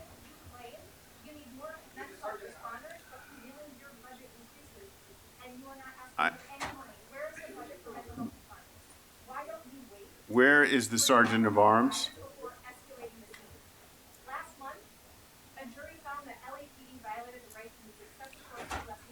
I'm going to ask one last time, please stop speaking. You're disrupting the meeting at this time. Saying that you were unaware that anyone was injured by less vehicles. You were okay with the chief of police committing felonies? Please leave the meeting. That bullshit pride display at the entrance to LAPD headquarters down. What happened at Santa Fe on Friday is one of many examples of where you shake hands with right-wing extremists and protect them with over-the-peer community. LAPD has done nothing but harm the community. Remove rainbow flags associated with your badge. Commissioner Shields, you look pretty concerned while Gina shared the reality of what happened at Santa Fe. Please escort this speaker out of the room. She is disrupting the meeting. Nope, don't touch her. Don't touch her. Let's have this, sir. Look at that sign. You should make it bigger so that people will laugh. Public comment. This is a public comment. Someone who came down to give public comment is being escorted out of the room by. Sure, sure you want to.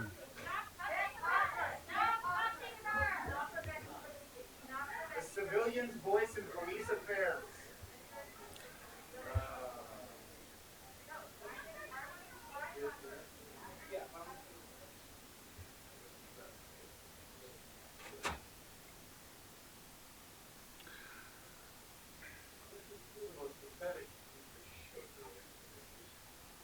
Mr. Khan, I would ask you not to disrupt the meeting. Go on with your fucking meeting. Go. Nobody's speaking anymore. Commissioner Southers, you asked for item 3D to be held aside. Do you have a question on that? Yes, I do. That request is for the Regional Threat Assessment Center. Just a couple questions that may not be able to answer today, Chief, but I do want to at least follow up on some things. Just curious about how many officers are assigned to the RTAC.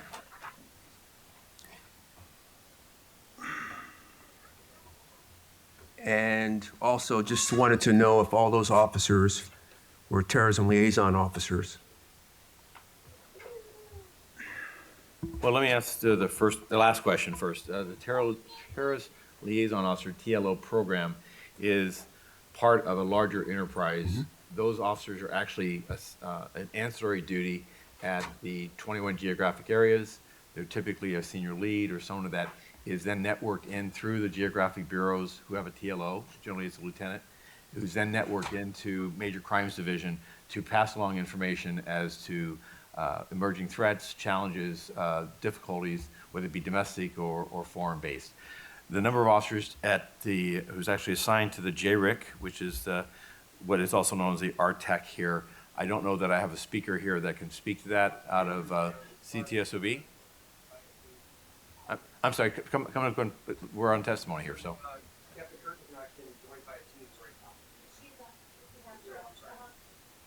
Okay, so Captain Curtin is available. There we go. Hi, good morning.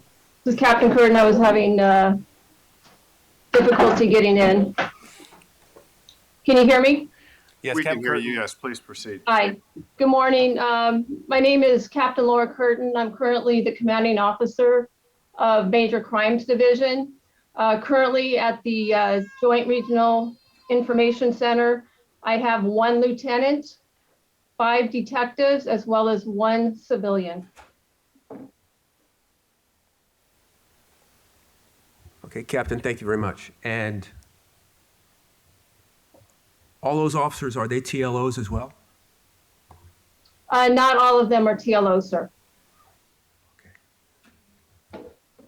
Currently over at JRIC, I do have 3 detectives that are assigned to the JTTF that is housed within JRIC. That's in addition to the 1 5 and 1 civilian. Okay, thank you very much. You're welcome, sir. No more questions. Thank you. Are there any further questions on item 3D? If not, I move that we approve and transmit the report to the mayor and the city council. Is there a second? Second. Motion been made and seconded. All in favor, say aye. Aye. Motion carries. Thank you. At this time, we're going to go to item 4A, the verbal presentation by the Anti-Defamation League and the Jewish Federation of Greater Los Angeles and Megan Alm regarding services they provide to the Jewish community.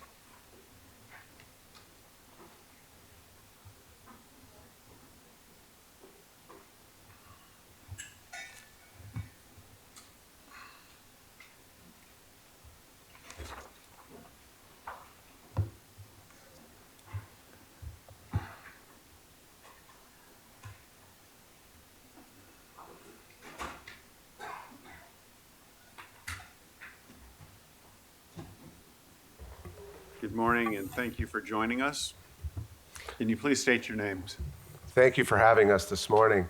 My name is Jeffrey Abrams. I'm the Regional Director of ADL Los Angeles. Thank you. My name is Ariella Lowenstein, and I'm the Deputy Regional Director of ADL Los Angeles. Good morning. My name is Joella Dunn Bernstein, and I'm the manager of the CSI Analysis Center at the Jewish Federation. Thank you. My name is Rabbi Yossi Eilfort, and I am the CEO of Magen Am. Morning. Morning all. So I'll leave it to you to go ahead and start. Thank you so very much. So thank you for the opportunity to address all the commissioners here this morning. Thank you for having us. Chief Moore, thank you for continuing to be such a good partner. Partner in what? At the ADL, What type of partner is it? let me see if we can get this to work. Mr. Reedy, please stop interfering with the meeting. So the Anti-Defamation League was founded in 1913. Hold on. Please escort Mr. Reedy out. He's disrupting the meeting. Really? Am I? Sure. Where's Kalanche? Why is she spit out? Huh? Fuck the ADL. Sorry, Mr. Abrams. Please proceed. Appreciate that. So the ADL is here today as one of our nation's oldest civil rights organization, founded in 1913 with an integrated mission to, one, stop the defamation of the Jewish people and to work to secure justice and fair treatment for all. Let's let these turkeys leave, and could you start over, please? Goodbye, Sherwood. Thank you. Start over, okay? We don't have to worry about them. I appreciate that. We're here today as one of our nation's oldest civil rights organizations. We were founded in 1913 in the aftermath of a lynching of a Jewish businessman. When we were founded, from the start, it was an integrated mission: stop the defamation of the Jewish people, secure justice and fair treatment for all. From the very start, recognizing the Jewish community would never be safe if other communities were not safe, and so too other communities would not be safe if the Jewish community is not safe, all too often the canary in the coal mine. The natural question is, why is one of our nation's leading civil rights organizations, why does ADL work with law enforcement? And the answer is quite clear. We see fundamentally that there is no contradiction between effective law enforcement and respect for civil and human rights, as civil rights icon Dorothy Height once said. And to achieve our mission of combating and responding to acts of discrimination and hate, combating extremism, protecting civil rights, if you don't mind helping me, we recognize that we must do all of these things together and work with law enforcement because we recognize we are living currently in unprecedented times when it comes to the scourge of anti-Semitism. Each year for over 4 decades, ADL has conducted an annual audit of anti-Semitic incidents. This has been done throughout our nation. We track anti-Semitic incidents of hate, of harassment, assault, vandalism. And after doing this for over 40 years, 2022 was the worst year on record. We tracked throughout our country 3,697 incidents of anti-Semitism. We received over 12,000 reports. This is across our nation. California, not surprisingly, had the second highest number of incidents as the state with the second highest number of Jewish residents. In our state, in our city, we saw record numbers. For the first time in California, over 500 incidents of anti-Semitism, up 41%. In our very city, over 200 incidents for the first time. This is the reality of what we're living in within our city, our state, our country. And we're also living in a time of surging anti-Semitic incidents, as we all saw throughout the last year and a half. Flyers being left on doorsteps, on driveways, accusing the Jewish community of a host of ills, all conspiracy fueled. White extremists coming into our city with a bus driving through Beverly Hills, Nazi regalia, trying to send a message of terror into our communities. And this unfortunately reflects the attitudes in our country currently. Currently in our country, we do polling at ADL, and our most recent poll found that in this country, close to 20% of people believed in at least 6 anti-Semitic tropes. We also saw that this was the highest we have seen in 30 years. This is in the environment in which the Jewish community of this city are living. And then we see it transpire in different ways and come together. Unfortunately, 2022 began, as many of you recall, with a hostage-taking situation in a synagogue in Texas. This was a case study of how these anti-Semitic incidents come together with age-old tropes. A resident of the United Kingdom traveled to this country. Why? Because they sought to free a convicted terrorist from a federal penitentiary in Texas. They came to this country and to a synagogue because, relying on age-old tropes of conspiracy and power, they had once seen President Obama with a Jewish rabbi, a leader in New York, and by taking a hostage, a rabbi in Texas assumed, again based on these tropes, that one rabbi would know the other, and because of Jewish control, that President Obama would order the release of this hostage. Thankfully, all of the hostages survived unharmed. But this is the environment in which we are living. These are the reasons, some of the reasons, why it's so important for ADL to be involved with law enforcement. The threat is present. The threat is present because of the conditions, the propellant, and the igniter. We are living in a time of anxiety.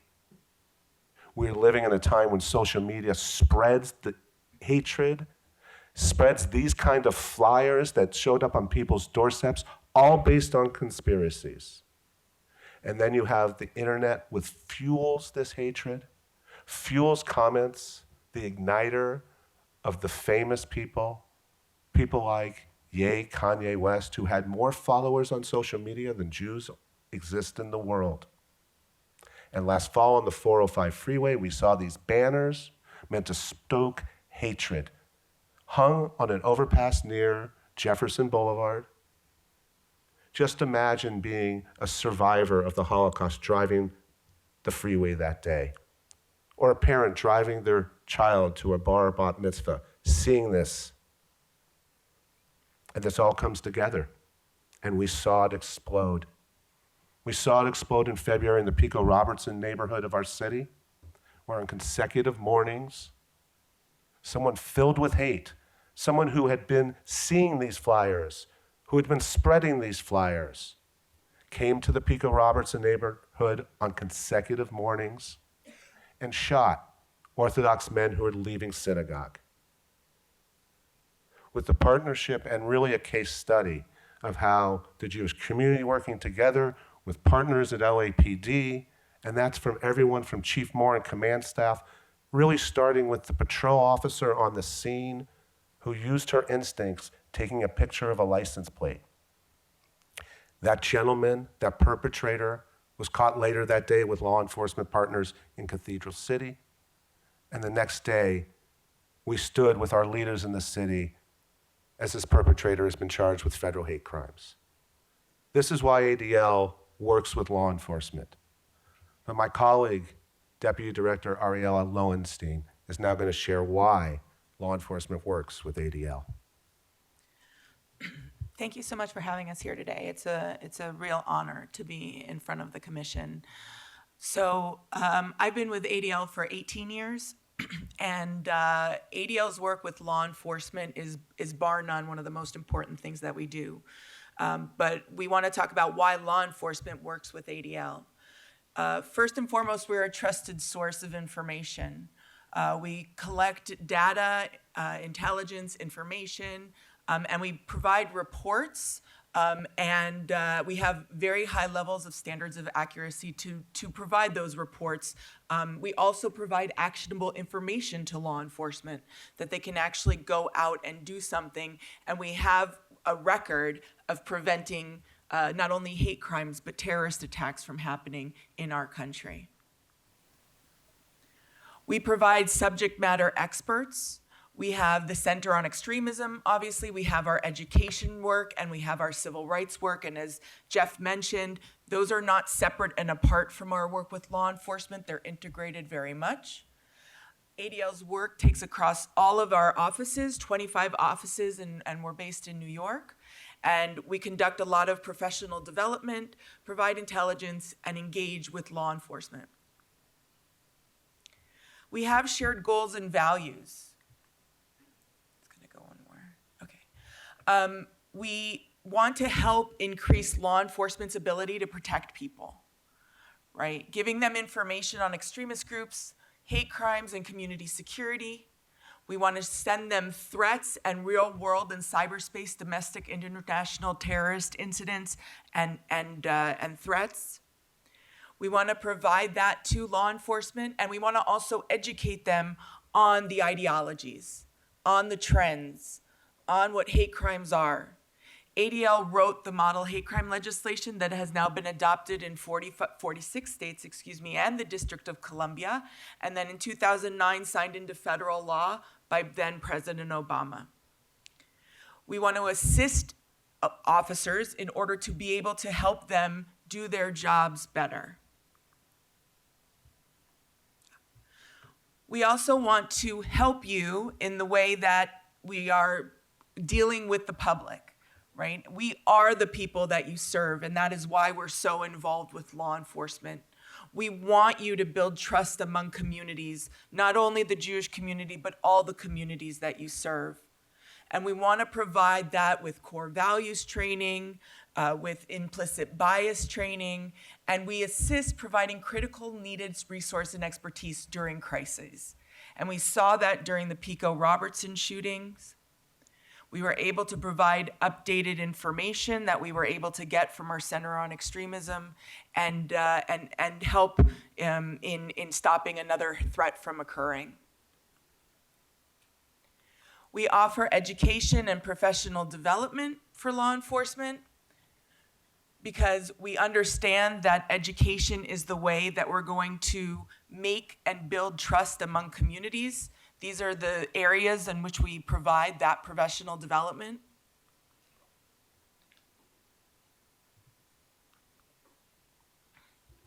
Obviously, I spoke of our Center on Extremism. We are the foremost authority on extremism, terrorism, and hate. We track and investigate, analyze, and expose extremism in the real world and cyberspace. We come out with reports increasingly often, and we will be out with a report this week about the dangers of one set of artificial intelligence.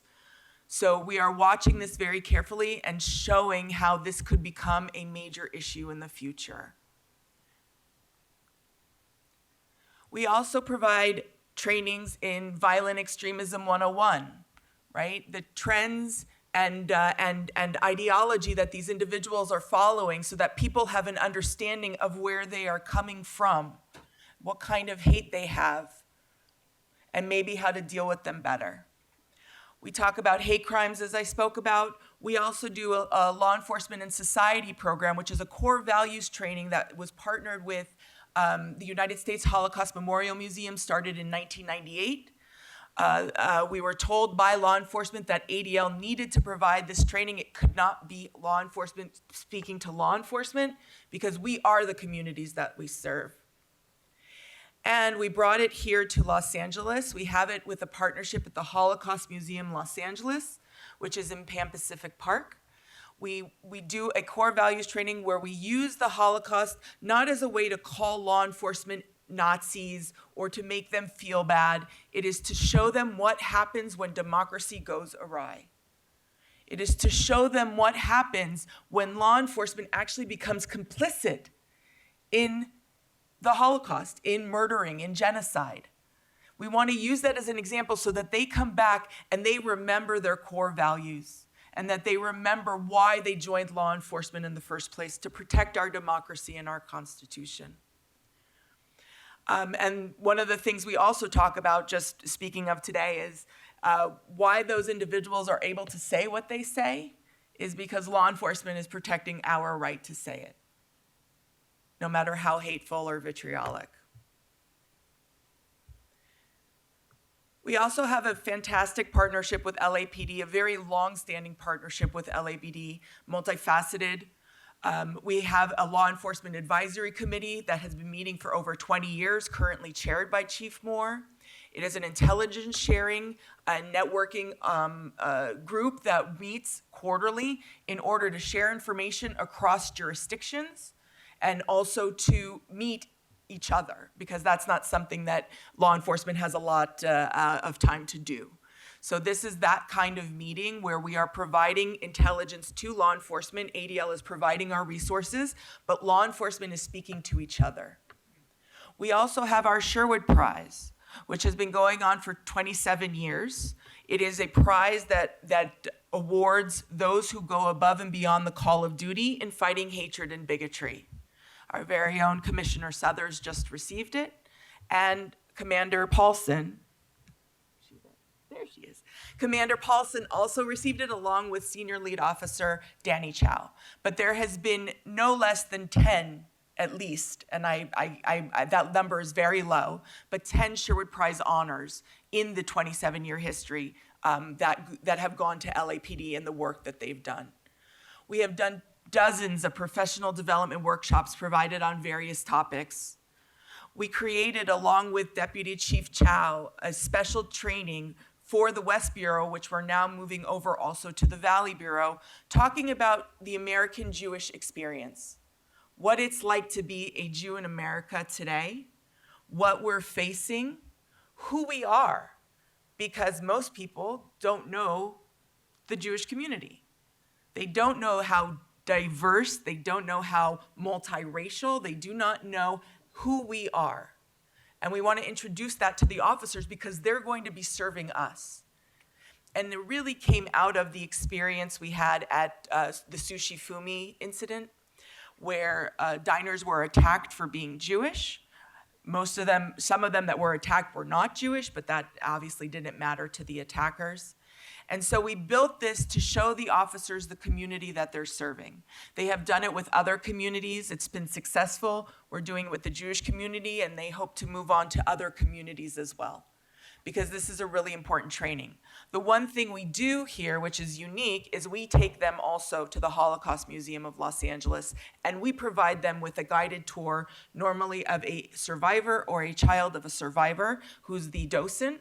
We walk them through, again, to show them what happens when they can't do their jobs or they don't do their jobs. That's what we want to show them. And we know for a fact that Chief Moore is dedicated to rooting out extremists within his own ranks. We know that for a fact, and we're very grateful for that. The partnership we have with LAPD is basically unlike nothing we have with other agencies around the country, and so we feel that it is very important to maintain that. And I know we'll take questions at the end, and now I hand it over to my colleague, Joella. I have to ask you one question. Yes. You know, Jack Benny, I don't know if he was Jewish or not, but he said he was 39 years old his whole life. Do you say you've been with the ADL for 18 years all the time, or is it really 18 years? Those of you who don't know, 18 is high to life. Oh, yes. No, it is my high year. Yeah, it really is. Next year, you will say 19. I will say 19. You're not going to say 18. Over 18. Next year she'll say over 18. Okay, thanks. Right, well, I want to get to 21. I mean, I gotta. All right. Thank you very much for having me this morning. It is an honor to speak here. Oh, thank you so much. I know that Commission's looking forward to learning about the successes and challenges of each of our organizations and our partnerships with LAPD. So I'm here representing the Jewish Federation's Community Security Initiative. I am the Analysis Center manager. I've been with the Federation for about 4 years, and I'm going to tell you a little bit about our organization and what we do today. CSI was started in 2012 to represent the security-related interests of Jewish institutions in the Los Angeles area.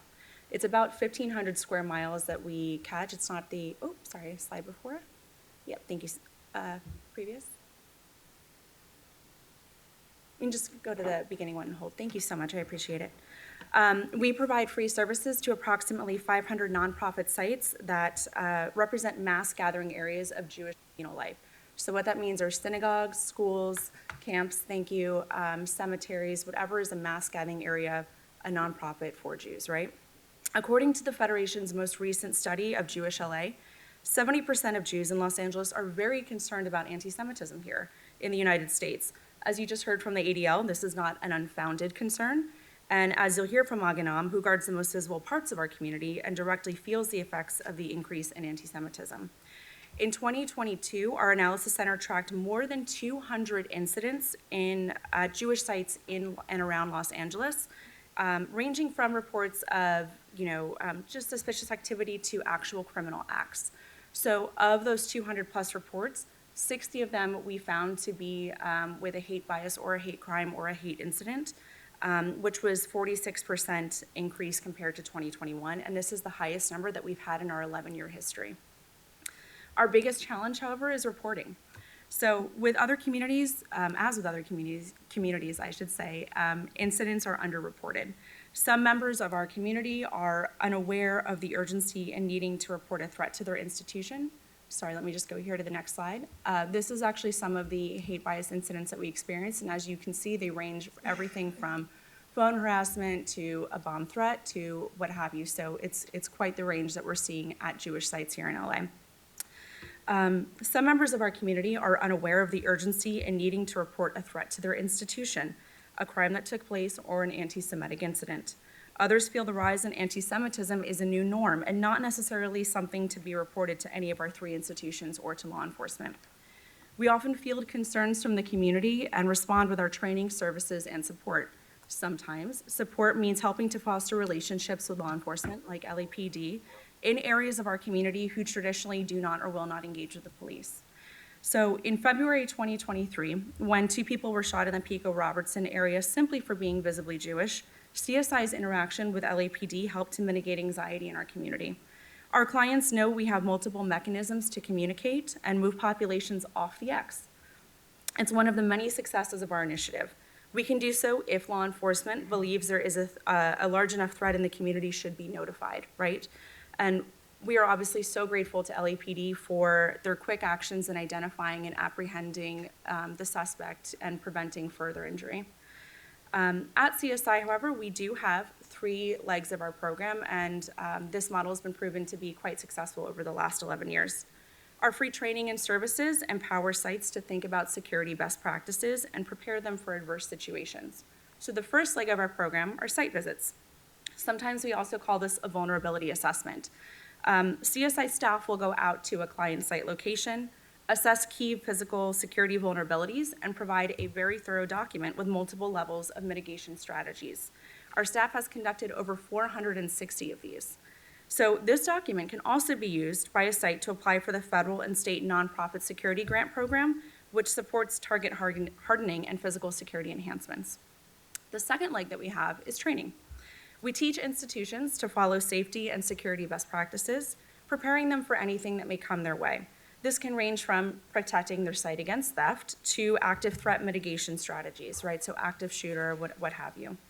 Some of our course topics include basic and advanced situational awareness, suspicious activity and incident reporting, interrupting criminal or terrorist planning cycles at their site, and active shooter, active threat mitigation. We have trained nearly 5,000 members of our community. The final leg is our analysis center, which I run. One of the many functions of our analysis center is looking for threats to the Jewish community. As a proud Jew, I have a responsibility for tikkun olam, or repairing the world. Sometimes part of the preparing the world is preventing harm. So sometimes we pick up on threats to other communities, for example, the AAPI community, Black community, LGBTQIA community, and report those out because we don't want to see any harm done to them. We also use research and resources to connect and distribute information to our partners, which includes the ADL, Maganam, and sometimes law enforcement if necessary.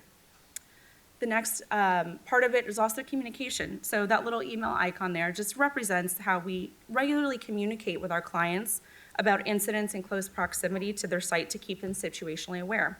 For example, if there is a barricaded suspect situation near a school and it's around pickup or drop off, we will notify their security director. In 2022, we sent out about 950 of these alerts. Another aspect of it is actually emergency communications. So we only work with vetted points of contact at each site, ensuring that the people receiving information can quickly make informed decisions about their institution. In a true emergency, we're able to reach those points of contact via phone, email, and voice messages. And again, these are people who can move their populations off the X.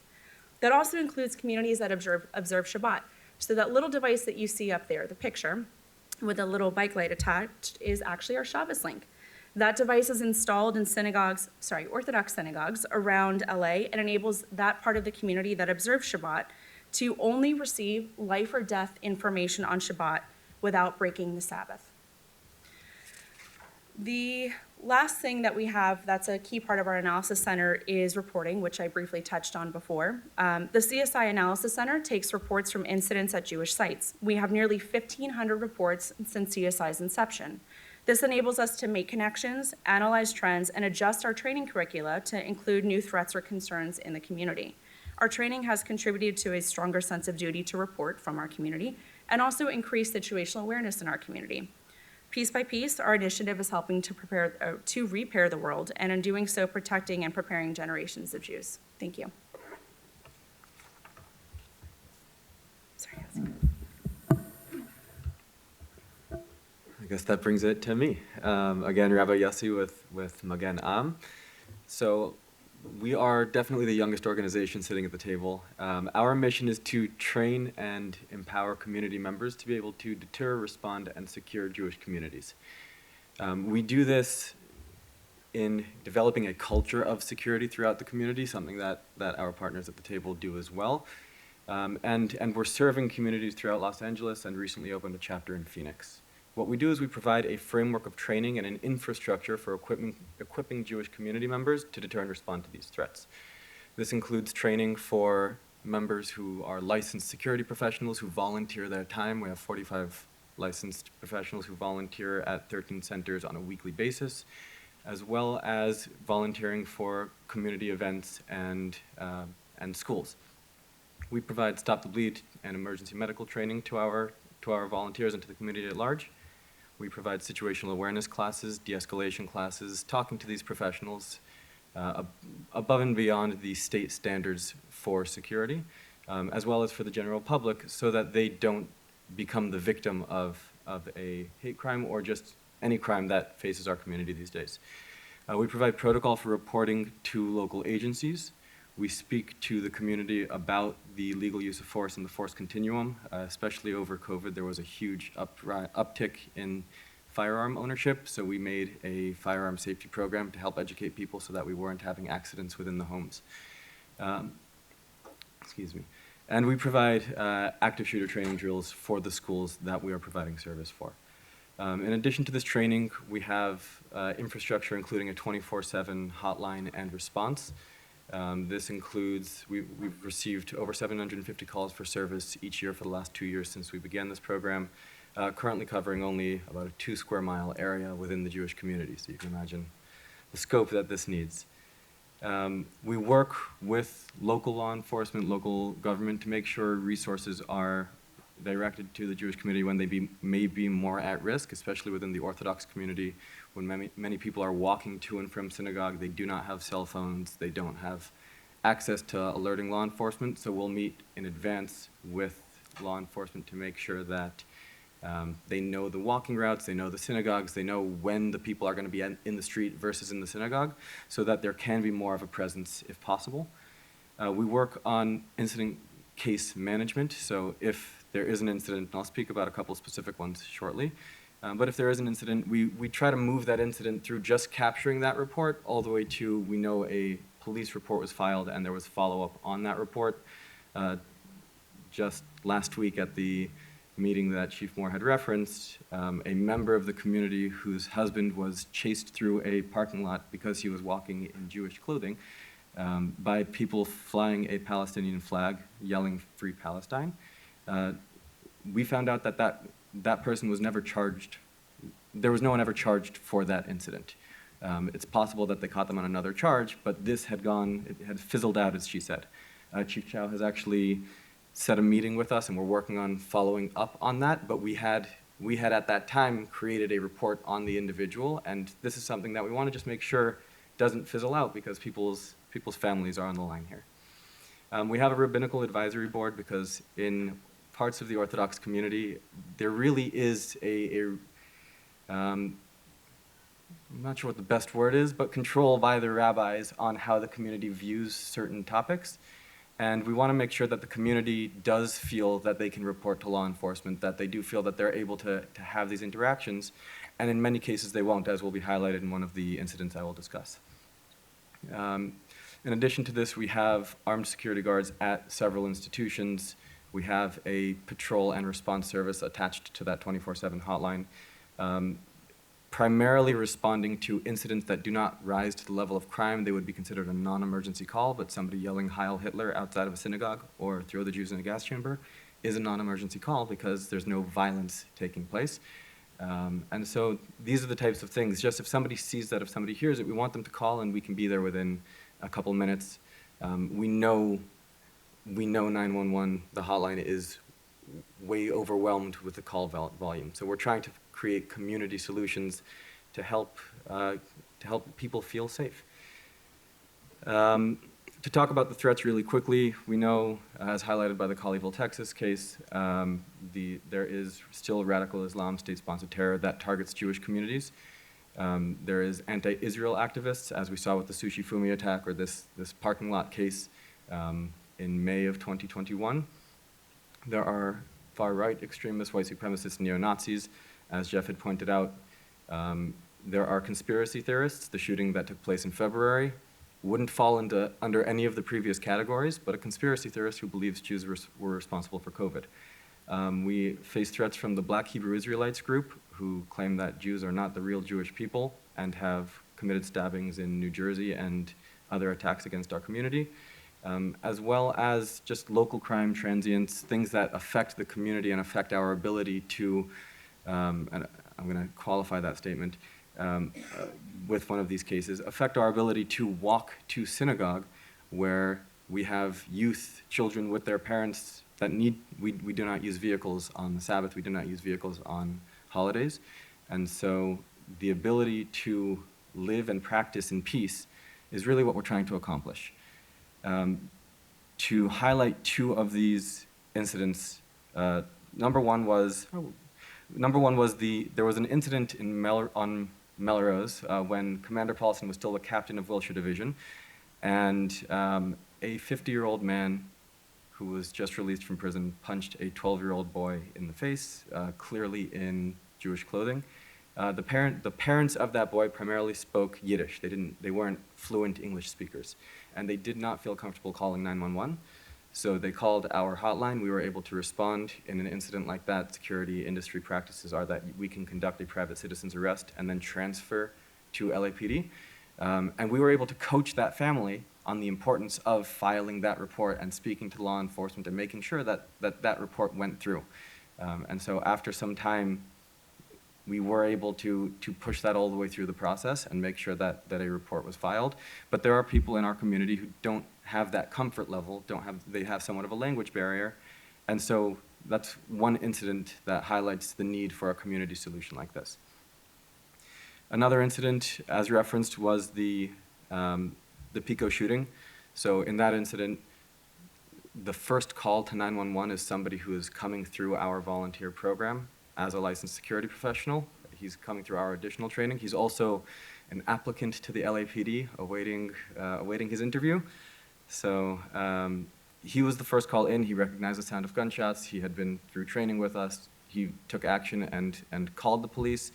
And from that point forward, I happened to have been in Arizona when that happened. From that point forward, we were in constant communication with our partners around the table, with law enforcement, finding out what we should advise the schools that we're securing, what we should advise community members who are afraid of walking down the street because they don't know if this is anti-Semitism or just crime throughout the community. We were able to mobilize our volunteers during carpool at the schools to put additional security at carpool time, which is generally the largest vulnerability. And in a case like that, that deterrence aspect, that the ability to respond with a visible deterrence is obviously invaluable, as evidenced by LAPD pushing all of their, or many resources to that area at the time. Finally, I want to comment on just this past weekend to show you the extent of it. There is one of the schools in the Wilshire Division that has an encampment 2 blocks away, and from Thursday evening to Friday morning, one boy was held up at knife point from somebody who was known to stay in that encampment. Again, we had to coach them and push them to follow up with an LAPD report. There was a shooting outside one vehicle towards another vehicle, possibly gang related.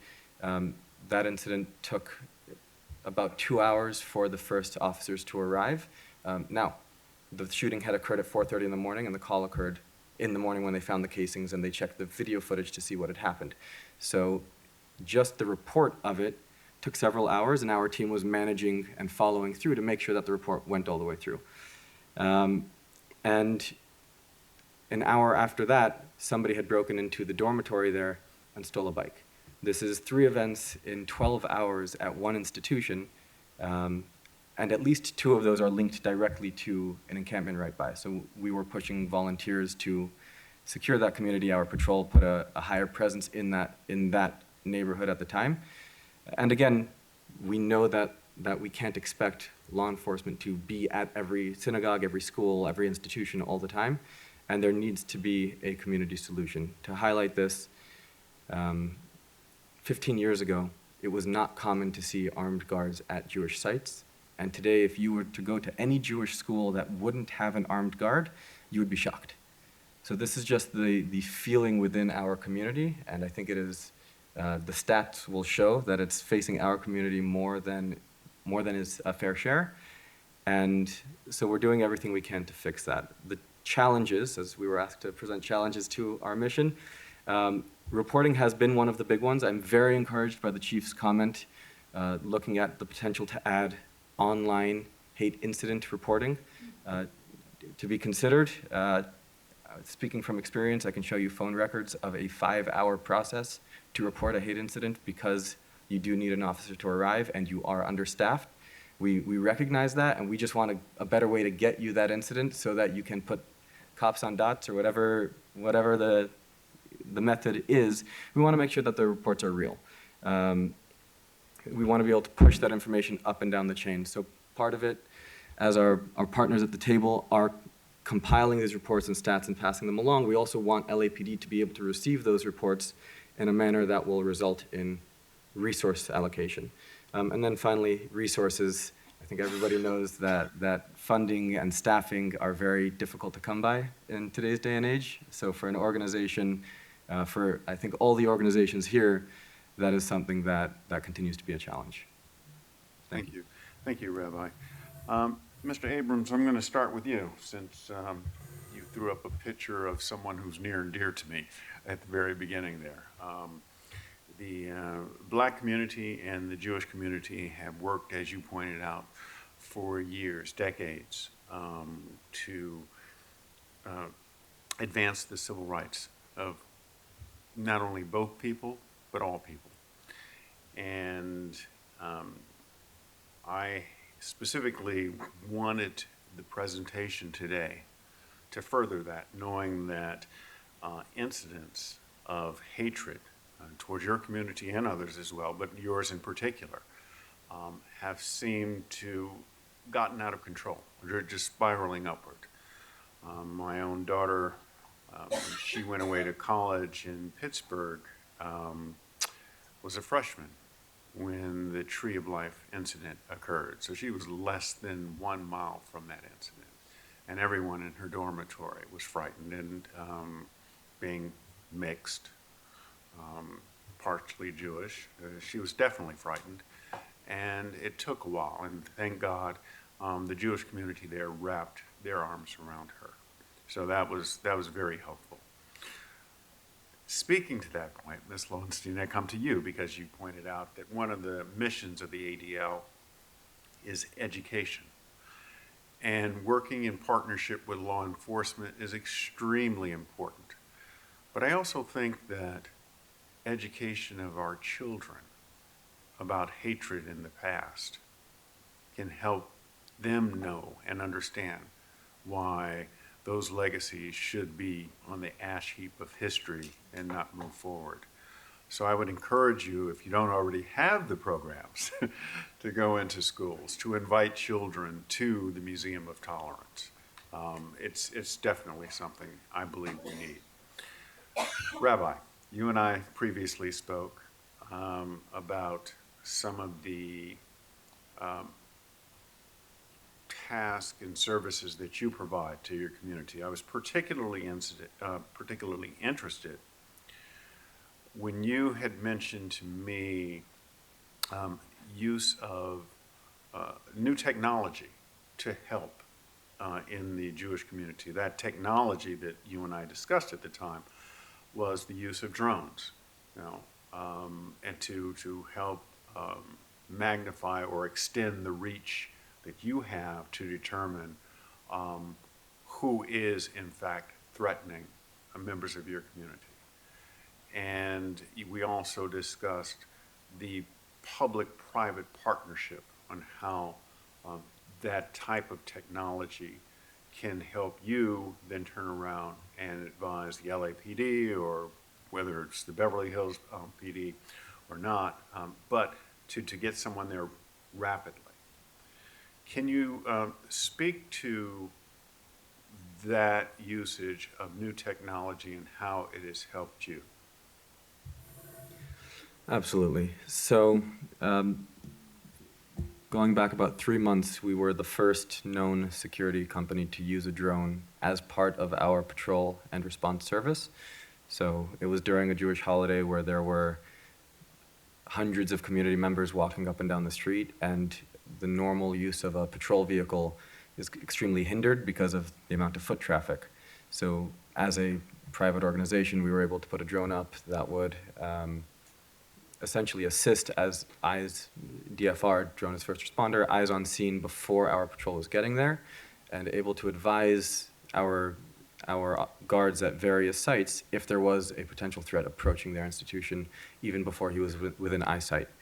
We were approved for a grant that we're putting in place hopefully over the summer to be ready for the next school year, where we're taking the camera feeds from all of the schools that we guard, and we're putting them into a central monitoring station, so that we can be not only supervising the guards, but an extra set of eyes for those schools, advising them on what might be approaching, and our patrol can again be checking in and assisting as necessary. I was a guest at the counterterror symposium put on by this division not too long ago, and the Colleyville, Texas incident was a case study there. And in that case study, it was mentioned that a member of the community had access to the camera system, and when the local responding agencies arrived, he was able to tap them into that feed so that they could have eyes on the inside of that building and actually see what was going on. So in my mind, looking forward at a public-private partnership, and I know there are organizations out there, we heard from somebody, read the back of his shirt, I think it was Stop LAPD Spying. So I understand that there are concerns about public agencies having cameras. I think technology is changing and the world is changing around it. But clearly, communities having the access to cameras for our own communities isn't being challenged. And so that's an area where, in appropriate circumstances, I could imagine nobody would have a problem with that being shared. Thank you. At this time, Commissioner Soboroff. Sure. So I'm going to ask you a question you probably don't think I'm going to ask you, but in this very room, we've had people wave Nazi flags, say some of the things that you talk about. Some of them are Jewish, in part Jewish. Can you talk a little bit about self-hating Jews and anti-Semitism from people who are Jewish or partially Jewish? I mean, either you are or you aren't, okay? It's not like I choose. I'm not talking about religious. I'm talking about your heritage. As you see these issues going on around the country and the statistics rising, can you talk about a portion of those that are committed by people who also have Jewish roots? It's just so unfathomable to me. So, Commissioner, I think all of us tend to focus is much more on the impact than the who. So, whether they're Jewish, whether they're a Jew by choice, whether they're quarter Jewish or not at all, candidly, that's not where our focus is, because the impact's the same. It's whatever the conduct is, it's meant to send a message to the community. What we tend to look at more is how unfortunately pervasive it is. We tend to all look at things these days in political terms, and we're seeing it on the left and the right. It doesn't exist exclusively in one sphere. And the right, and our CEO, Jonathan Greenblatt, has tended to use weather analogies. So on the right, it's like a hurricane. It's violent, it's destructive, you see it, it's in your face. Some of the challenge, and it's much more physically violent, predominantly. On the left, it's somewhat akin to global warming. And this may or may not address some of your point, because some of that very far left criticism comes from Jewish groups. But the reality is it can be just as dangerous in the rising storm. On both sides, the polarity of this is what's driving things and our attention. But we all know here the vast, vast, vast majority of people don't harbor these kind of views, but we're being dominated by it. So maybe a bit of an answer to the difficult question. Okay, yeah, it is. Thank you. Thank you. Commissioner Suthers. Thank you, Mr. President. Good morning again. I just want to thank you for your work. Obviously, I know all of you very well. More than 18 years. But I do want to say this, that as Deputy Director Lowenstein mentioned, education and awareness is most important. In the presentations that we've done together, what's very challenging and disturbing are when we speak to communities, Jewish community, minority communities, and others, is how surprised they are at the frequency at which these things happen in their own cities. So I want to thank you again, first of all, publicly for the Sherwood Prize, along with Commander Paulson, who was with me, deeply an honor. But I'm going to be humble and say that when I had the privilege of being invited across the country and the world to speak on extremism, I use your data from the Center on Extremism because it is most accurate, and I don't get challenged on it because it is evidence-based. I just want to remind you, and I want to thank Chief Moore for his support, because I too am a student of Deputy Director Lowenstein, as is Commander Paulson. So it's always good to know what you don't know, but thank you for the department and their support in sending people through those programs. But I want to be serious, a little more serious here for a second, and remind everyone we're approaching another election year. And while we know how underreported things are, we know how challenging things are going to get. So it is very, very important that we reach out to all of our communities to help educate them, make them understand the relationships they need to have. People are cautious and reluctant, particularly in the religious and minority communities, to report these crimes because sometimes they feel like it's not what it is, or they feel like nothing's going to be done. And so we really do have to reach out in the coming months approaching this election year to make sure that that happens. And just lastly, thank you, Joella, for CSI. I'm familiar with your work. It's very, very important. I know it's very accurate with regards to reporting some of those things that are happening in the community so people know. But just, I want us to remain very vigilant here because this will never be over.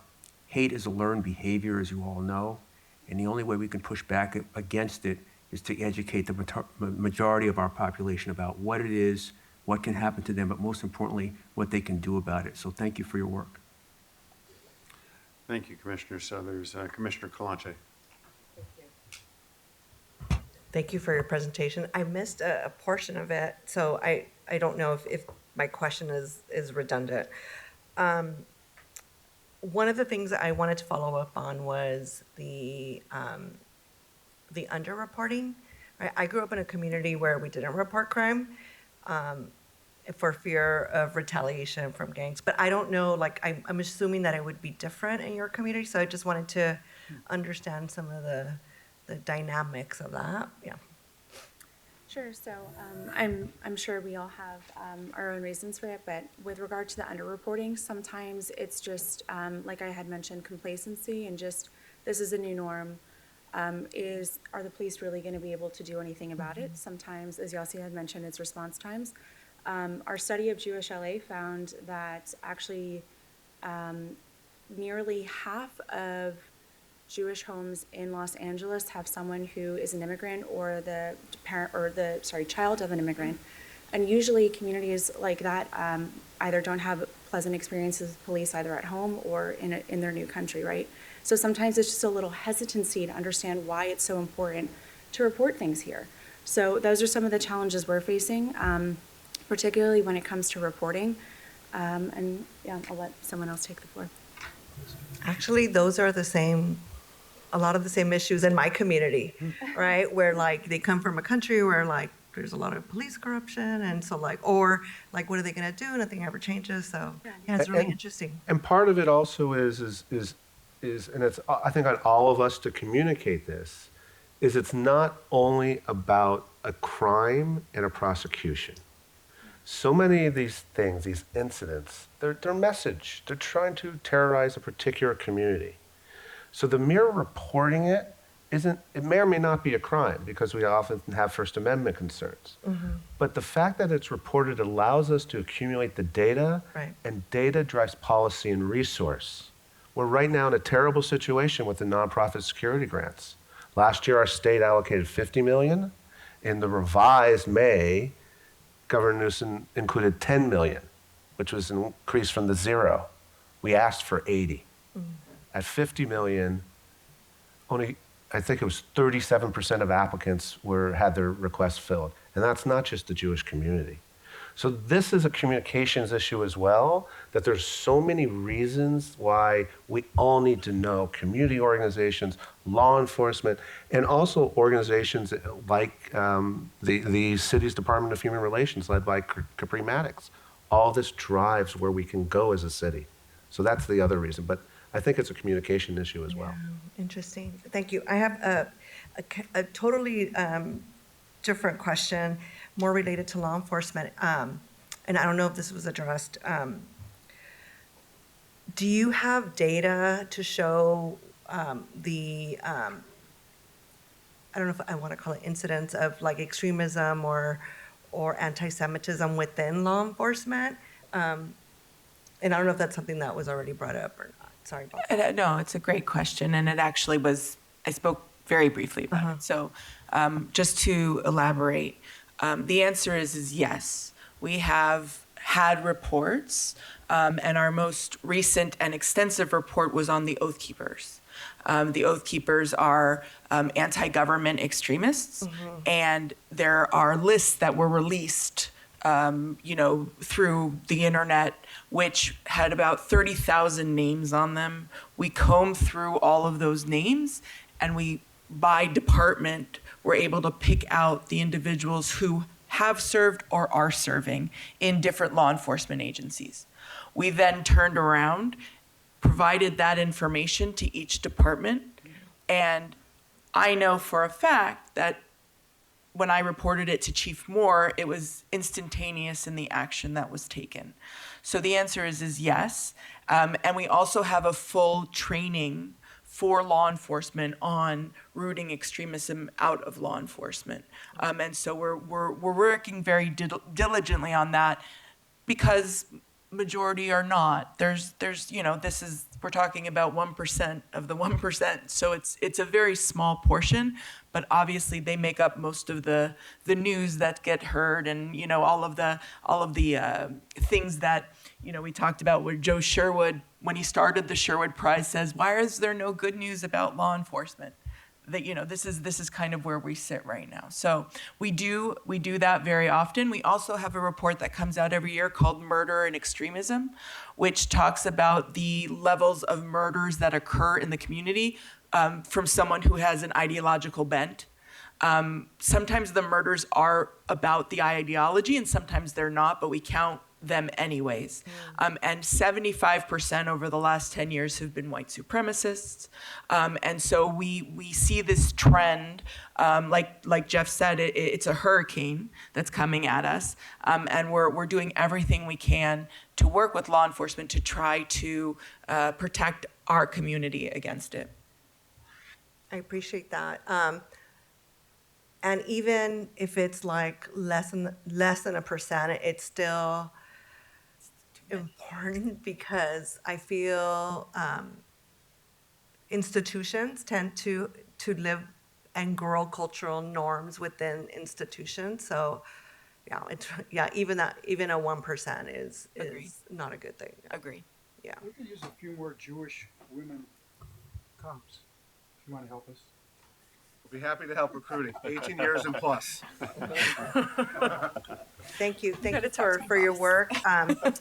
I was actually even taking notes about, I was thinking like, how does this relate to or connect to like other communities that have like issues with gang violence? So I was like taking notes of like, okay, these could be models for other communities. Absolutely. So thank you for that work. And just to make that point, we work actively with other communities. We want to spread, all of us want to spread our expertise, our intelligence gathering. So we actively work with the LGBT Center, with the Urban League and Michael Lawson, with AIPI organizations. It's part of our mandate. We unfortunately have been in this business too long and have developed expertise from hard-earned experience. We absolutely, particularly with the coming election, we absolutely are sharing this knowledge. And also, just to add to that, our Center on Extremism has individuals who are now embedded from other organizations in the investigative research lab that sits there in New York. But they have expertise in actually just, when was June 1st? Last Thursday, there was a presentation, a webinar to law enforcement about the extremism coming out against the LGBTQ community. We put that on with the person who is sitting with us and doing that kind of research specifically to focus on that. So we want to help other communities. It is something that we can't do this by ourselves. And so we need them as much as they need us. And hopefully through this, we can stand together, because as Jeff pointed out, we are so polarized at this point that we have a problem of coming together in the center, and we need to do that more often. Thank Just you for your work. Yeah. once more to echo on that, but I think almost every community faces a similar, I don't want to use the word victimhood, but people are targeted. Every community has people that target them. As Commission President Briggs mentioned, the Black community is no different. And the more Street vendors. the more secure every community is, the less likely they are to be targeted by their neighbors. And so that's really the message that Jeff had mentioned, is that we're trying to bring this to additional communities so that everyone feels at peace. Thank you. Before I go to Commissioner Shields, I apologize. I need to follow up with you, Ms. Lowenstein, about something that Commissioner Kalanche just raised. How many active extremist groups are there here in Los Angeles that are anti-Semitic, that you're monitoring? So, like Jeff said, the answer is really, they change all the time. You know, they morph, they separate, they rebirth. And so counting the groups really isn't what we are looking at. What we're looking at is the growth of the ideology. And for the most part, people who are doing these types of incidents and crimes are not card-carrying members of any specific group. They are followers. They are ignited, as Jeff said, by the internet, by what's coming out, by all of that. And so my biggest concern right now is the individuals, not the groups. Because the groups, they group, right? So we saw it on 405. Those people are all known to law enforcement. Law enforcement knows them very well, right? And so I'm not worried necessarily about that group. I'm worried about the individuals who are inspired by it. And that's what my concern is. So I have reports here. We just came out with one called Hate in the Golden State. I'm happy to leave this with you and we have it online as well that you can download it. But it talks about extremism within California and anti-Semitism within California, and really breaks down what kind of ideologies there are. But the groups are less important, right? Because that only gives us a name. It gives us a name of a group that may not exist tomorrow. And normally, like when I talk to recruits now in law enforcement, because I've been at it for 18 years, when I say that it's like whack-a-mole, they look at me like I'm nuts, like I'm crazy, because they don't know what whack-a-mole is, right? You know, none of them have been to Chuck E. Cheese. So, you know, we whack one down and 5 more pop up. Well, it's the same thing with extremists. We whack one down and 50 more appear. And so we are trying to get the information out there. And as you talked about, also education is key. And we have a whole program called the A World of Difference Institute, which educates K through 12, which educates educators. I believe last year we educated a number of educators that touch over 1 million students. And so we're trying to teach people how to live together, right? We're trying to teach people how to be civil to each other. And unfortunately, in 2023, we didn't think that we would have to do that, but we do, and we educate them every day. We have a very strong education program. So I welcome you to also look into that, and I'm happy to send information to you about that. Thank you. I would like that. Commissioner Shields.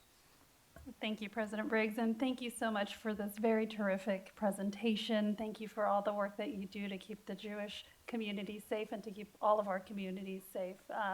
It really is heartbreaking just to see the rise of anti-Semitism throughout the country, throughout the globe, and particularly here in Los Angeles. So we really value the work that you're doing, and great to hear that the LAPD has been a good partner with you all, and definitely, heartened to hear that Chief Moore has been very committed to the work that you're doing, and also to kind of going back to Commissioner Kalanchi's question about rooting out extremism within law enforcement. Law enforcement, like any community, is not immune to extremism. And I'm interested to hear a little bit about what you've seen work. Again, if you do a training saying, don't be extreme, right? That's not very helpful. So I'm interested to hear, especially, hearing how the groups change, ideologies, the thing that persists, and how it mutates, and how, that could potentially, how someone can think that they're being patriotic, and how that kind of indoctrination grows. What are you seeing as ways that some of these extremist groups have particularly targeted veterans and also law enforcement, and what have you seen that has successfully combated that? I think, as we talked about education, obviously it's not don't be an extremist kind of education, but it's more along the lines of a lot of people are very unaware of different things that you would think that they would be aware of. They're just not aware. They're not aware. They feel, and especially like example, the Oath Keepers, they seem to be very patriotic, right? They talk about defending the Constitution. They're not talking about our Constitution, right? They're talking about another Constitution out there that doesn't exist, right? And so when people join, they don't actually read or know what they're signing up for. Of course, there's this very, very small portion that does, but for the most part, they don't. And so just to go in and educate them about the ideology, to show them the danger that ideology has created, is something that has been very powerful. And I've done a training on, I've brought in means Zoom in, my expert on anti-government extremism to talk to people, to talk to law enforcement communities, to talk to others about this, the indoctrination that they try to do and how we try to prevent them from doing that by giving them the information that they need, because they're not getting that information. They're just seeing, a flag or a thing with 3% on it. They have no idea what that means. They don't know. And so, we always assume we want to look at, impact, but we also want to look at intent, right? And sometimes the intent is not there to be hateful, right? They want to belong, they want to do something, they feel like they're doing something. We want to explain to them why that's not the avenue that they should take. Thank you very much. Thank you, Commissioner Shields. This is like whack-a-mole because questions just keep popping up for me. Yes, absolutely. So last question. AI is a quote-unquote growing threat, according to some. The news reports today suggest that 2024, we're going to see the floodgates open, across this political spectrum. But not only can it be used in the political sense, but it can be used to magnify hate. Knowing that, what are you doing to try to curb that? So, ADL is a national organization based in New York. The West Coast has headquarters here in Los Angeles. We have a very large team in Washington, D.C. We spent a lot of time over the last several years trying to put the genie back in the bottle when it comes to the internet and Section C-230 reform. What we're doing with other organizations right now is trying to get there now, trying to get into the conversations now. And with the vice president appointed as the AI czar of sorts, we have the avenues in, particularly with the second gentleman, with Mr. Emhoff, your former partner, who luckily many of us here in Los Angeles have a deep relationship with. So we are being proactive. We will not wait around. We also have a Center on Technology and Society. This is part of our mandate. We can't wait, like happened with the development of the internet. Where we go with it, what it looks like, we have to all be involved in that conversation. So that's, I think, what we need to do, is really be proactive in this moment at a time when that industry seems to be open and receptive to some form of regulation, or so they say. But now's the time to test it. I'd like to just weigh in on this and specifically bring it to LAPD. An example I'd like to give is that Germany during the Holocaust was not an uneducated country, it was the height of society. And so while education is one aspect of this, the deterrence aspect and the enforcement aspect, if somebody breaks a law and carries out or thinks about carrying out an attack against a community, a physical deterrence or the knowledge that if they carry out such an attack, there will be actual enforcement acts taken against them is often enough to stop those things from happening. So while technology is developing and there are more threats constantly against every community, the strength of a department to enforce, which requires district attorney and everybody else to be on board, but we need to have that deterrence. Thank you. Thank all of you for what you do. If you need any support whatsoever, please look to us. Thank you very much. Thank you all very much. At this time, we're going to take a 10-minute recess. Return in 10 minutes. Thank you.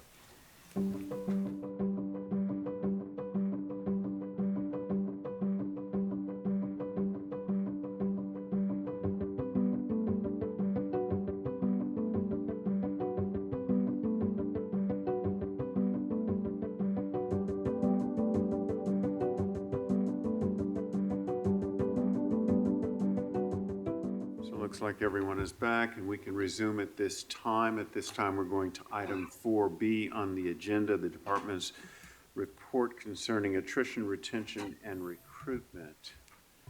Who do we have with us today? My name is Brian Taft, the Police Administrator, Commanding Officer of Personnel Division. And good morning, I'm Captain Robin Patillo of Recruitment and Employment Division. Thank you. Good morning. Morning. Please proceed. Okay, good afternoon, Commissioners, Chief, Inspector General, and Executive Director. I'm Brian Taft, Police Administrator, Commanding Officer of Personnel Division. I'm joined today by Captain Robin Patillo, Commanding Officer of Recruitment and Employment Division, to discuss with you attrition, retention, and recruitment of sworn officers within the department. I believe that the report before you is self-explanatory, and there's no need for me to reread it to you. However, we are available to answer any questions that you may have. I would like to point out 2 items of particular interest from the report and provide you with an update. For attrition, the department's 3-year average for sworn attrition is approximately 650 employees per fiscal year. As of Saturday, June 3rd, the current fiscal year attrition rate is approximately 638 employees. We do project an additional 40 employees will separate from the department before the end of the current fiscal year, providing an attrition rate for the 22-23 fiscal year above average at approximately 678 employees. For retention, in the last 6 years, 177 employees have informed the department that they will be resigning to work for another law enforcement agency. Currently, there are 36 former officers in the process to return back to the department that had once left. Some of the reasons why employees are coming back to the LAPD are because promotional opportunities are much scarcer in smaller departments. The ability to work a specialized unit are rare. In other departments, officers may have additional responsibilities or duties. For example, collecting fingerprints, collecting evidence and DNA, transporting witnesses, etc. These types of duties and tasks are typically delegated to a specialized personnel here at LAPD. And finally, it sometimes takes much longer for officers to gain seniority in their new department, which can affect their personal requests. It does appear that other agencies will lure our officers away with promises of better pay and better work environments, but the promises do not always deliver. Personnel Division, with the assistance of RED, is trying to work with all commanding officers within the department and provide them with information that can be shared with officers that are considering lateral transfers to other agencies. Our goal is to provide the whole picture or paint the whole picture for these employees and share with them some of the concerns that our returning employees are providing to us. And at this time, I'd like to turn it over to Captain Patillo, who will discuss the recruitment aspects. Thank you. Good afternoon, Police Commission, Chief Moore, Mr. Inspector General, Mr. City Attorney, and Mr. Teefank.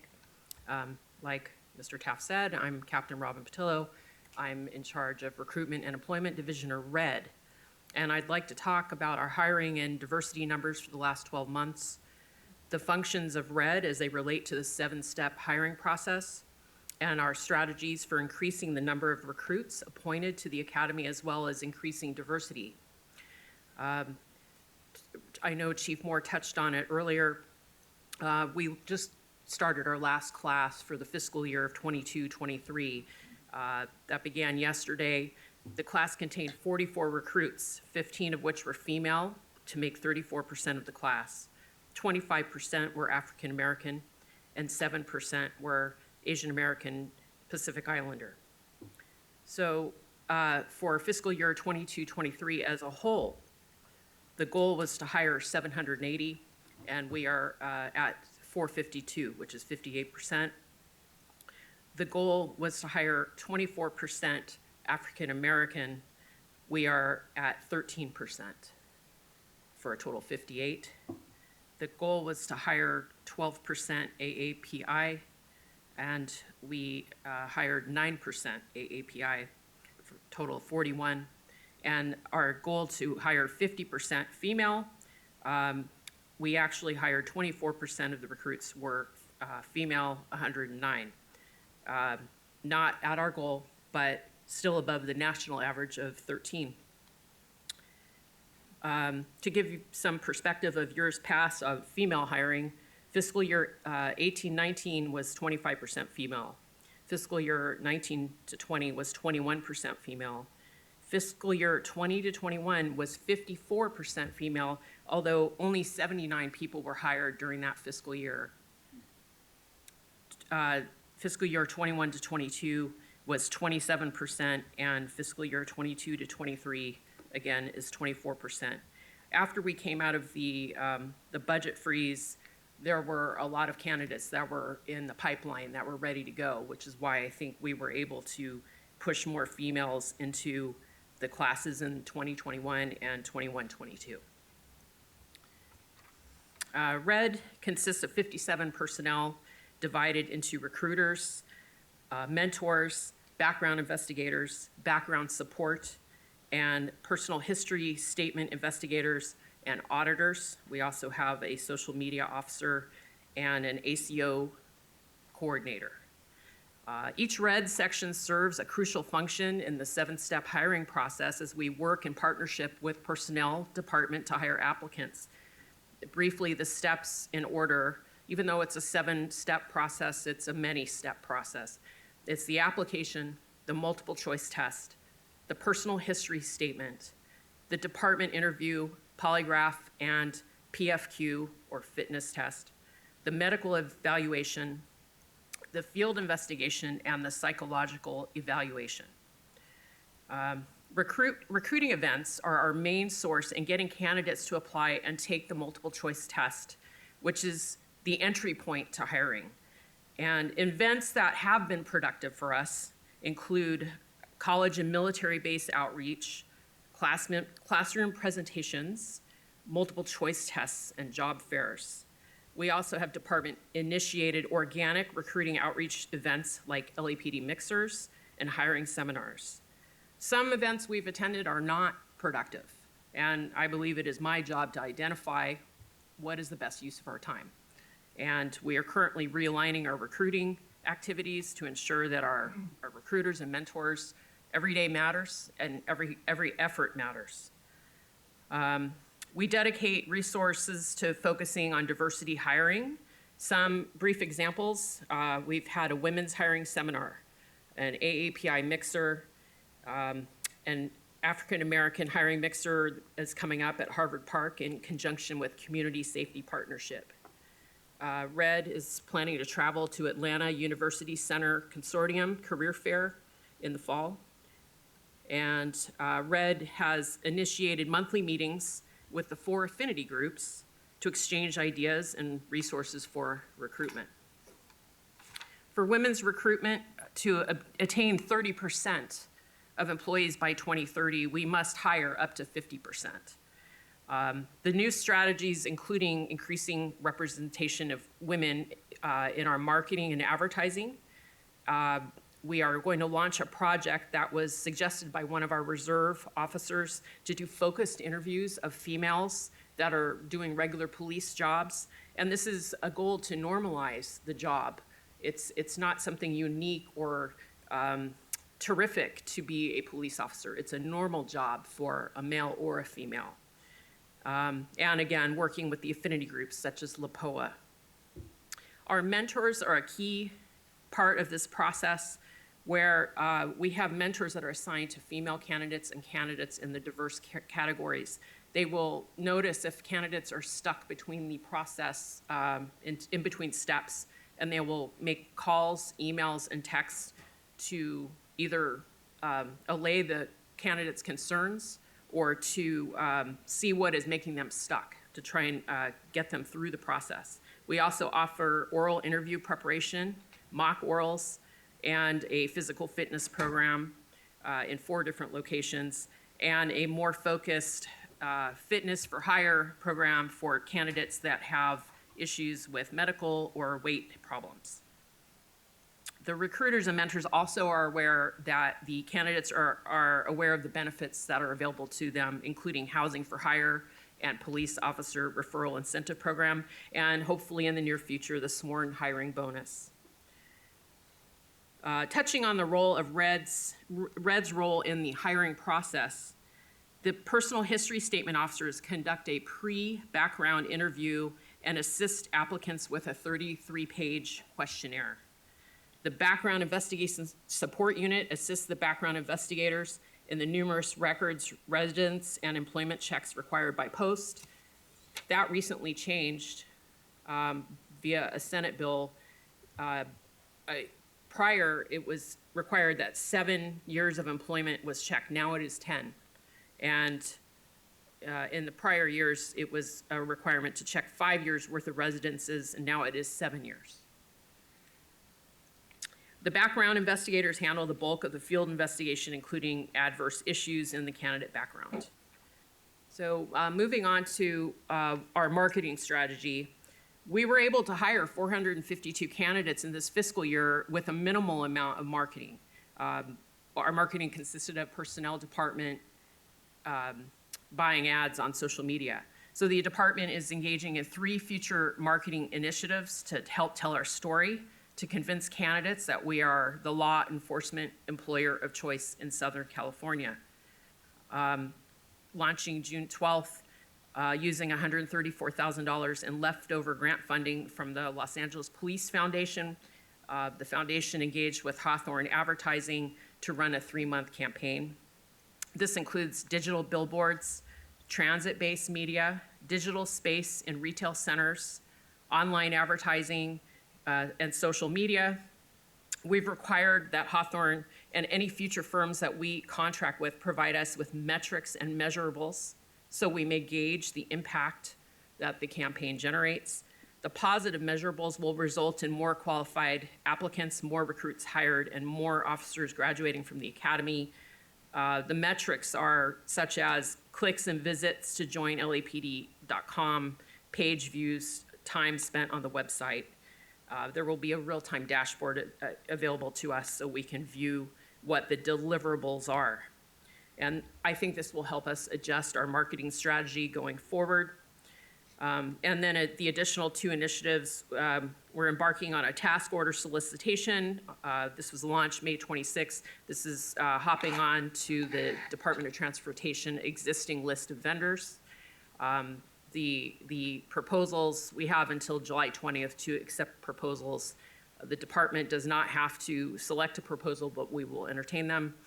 And then after that, we are in the process of completing our own requests for proposals. The goal in mind is to build a list of vendors that is personal to the department, that we have the ability to choose from and use up to $500,000 in the 23-24 allocated budget for marketing. And any vendor firm that is hired would be required to provide metrics and measures of their success. We additionally have a grant from the LAPF of up to $1,075,000, as you know, that would be used for marketing, advertising, as well as to obtain training so the department knows how to market itself, and we don't have to necessarily rely on a firm to do that. And to wrap up, I'd like to share some positive data that the chief mentioned. Every month, Red looks at our metrics to gauge how many candidates are entering into our pipeline. So for the month of May, 629 multiple tests, choice tests were taken, and there were 67 waivers given. Both of those are the highest numbers of tests in any month since June of 2020. The personal history statements, we usually average 340 a month completions, but in May we completed 423.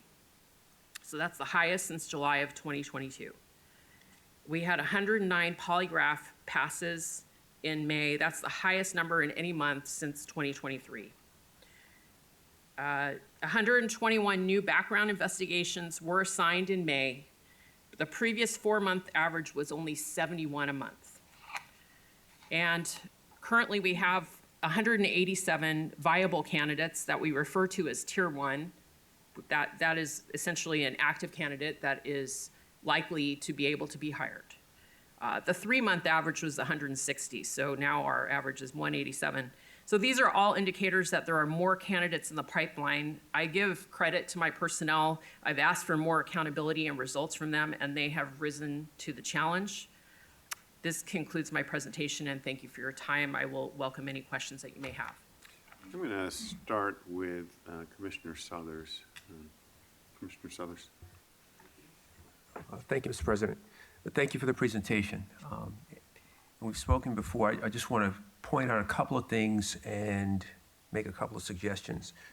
Having been to the recent graduation, unless my math is off, I think we had 7 officers who shook hands with the chief with a family member who was in the department. That's about 28%. So it looks like we're doing fine when it comes to relationships and people in the department as far as recruiting, and I would imagine that that trend will continue. You mentioned college and military, so I think we had at least a half dozen of those officers were former Marines and 1 Navy. So I'm going to say this about military and college. One of the things that I heard recently at a recruiting fair when we got some pushback from students about law enforcement being there, I think it would be advantageous with the incredible depth of degrees we have in this department, that when you recruit, that team that goes to that institution be an alumnus of that institution. I'd love to see USC, UCLA, LMU, UC system, for those officers that are sent to those agencies, to those institutions, to stand there with a degree from that institution, I think is powerful, and I think it resonates. Lastly, I was fortunate to accompany the chief and command staff about a week ago to a very well-known firm that's going to assist us with our online marketing and messaging. I'd be curious, as Captain, as you look into Hawthorne, how they can help us. I think one of the things we need to do better, this is a generation that reads differently, consumes differently. As they've told me, they said, we don't read email. So we've got to, I think, engage these 20-somethings in our messaging process because they know what they consume. And whereas we were able to reach out in the past in another way, that's not how they're consuming information. I mean, I find it amazing when I hear someone say, they're interested in law enforcement, can I work from home? And I wish I were joking. But they have a whole different mindset, especially post-COVID. So just thank you for the efforts. I think that with all due respect, the pandemic had a sizable effect on the numbers that you're seeing. I'm hoping we're going to be able to rebound. But I'm going to be a little aggressive and say when I think about municipal police departments in this country, this is still an agency of choice. It's not one, if you say LAPD in any one of the other 49 states, people ask, what's that? So having said that, I just think we have to do a better job. I think we need to engage some of the people of the demographic we're looking for to go after that particular demographic, whether it be ethnicity, religion, nationality, language. We really need to engage them. And again, I don't want to sound redundant. Take advantage of the talent we have in this department already to go to those communities, to speak to those communities about getting them on board. So thank you. Yes, Commissioner. Thank you, Commissioner Southers. Commissioner Shields. Thank you both so much. One thing I've been most concerned about, even beyond recruiting is the retention issue. Because I think with however much marketing we do, and if we bring them in but we don't keep them, then it's a lot of wasted money. And one thing I have heard, and I don't know if there's any truth to this, is that we're losing people shortly even after they finish their academy class. Basically being recruited by other police departments, and therefore we're paying them to train, they're being trained by the best, and then they're going on to other departments. So I'm wondering whether any of the attrition numbers that we have, do we have any way of knowing of the 177 officers who left the department to go elsewhere, how many of them have been on the job, in a shorter time, like 2 to 3 years versus, longer term months? So I don't have that specific information with me today. What I can tell you is that the vast majority of the people who do resign have passed the academy. For example, this year alone, we've had about 35% of our resignations have left prior to retirement. Of that, a very small percentage of it are people actually in the academy. So most of them are people that have actually passed the academy that have left. But Finding is the 3 to, there's a couple different periods. There's 2 to 3 years to 5 to 7, that early career portion, where we think, again, financial incentives, promises of a better working condition, more pleasant environment, more supportive environment. And then we have the other 15 to 25 or 20 to 25, 28, where they're leaving earlier, they're giving up years of potential additional work. For instance, even in our DROP program, which you complete 25 years of service, you're more than 50 years of age. They're doing, instead of full 5 years, we have, I've got a number here, we've got a certain percentage, 15, 20%, that are leaving short of 4 years. So there's always that 5th year, whether they stay or go, because they're trying to do, oftentimes they're trying to time some other event in their life. But what concerns us is that when a candidate leaves at the 3-year mark, is that they're looking at, well, what's the next year or two look like? And I think the last 3 years have been a very difficult period in that narrative for all of America. What does the next 2 or 3 years look like? And the opportunities for people to say, well, I've already done a full career, I've already done 25, 30 years of service, and now I'm leaving. Of course, those are senior members of the organization. Those are significant positions they're generally not going to be a patrol officer. There'll be ranks, detectives, and so forth, which is why we're working with the mayor's office on the retention issue. And better equipment, better vehicles, ensuring that we're addressing our compensation, our wages, that these are all areas that we wish to help improve, because unfortunately, on both those groups, the certainty of the next 2 to 3 to 4 years is an important period of time as we slow down the attrition back to more traditional levels. There will always be an attrition in this organization. As we hire 500 or 600 a year, you're going to retire. It's natural for you to retire 500 people. But this last 3 years now, going on 4 years, of well in excess of 600 personnel, that's 150 more per year than we should be clocking in. So 3 or 4 years, that adds up 500-600 people, and you can see the deficit that we're in. So it's a multi-combination of effects, and I think countering it, I'm really I'm encouraged that we are seeing some of this life cycle change, where because we've seen the last 2 or 3 years, those individuals are starting now to come back and express an interest, because they're realizing that they kind of were sold a bill of goods in some instances. Now, there's some instances it was the best thing that ever happened to them and their families or otherwise, but there's a number. And what was the number again, Brian?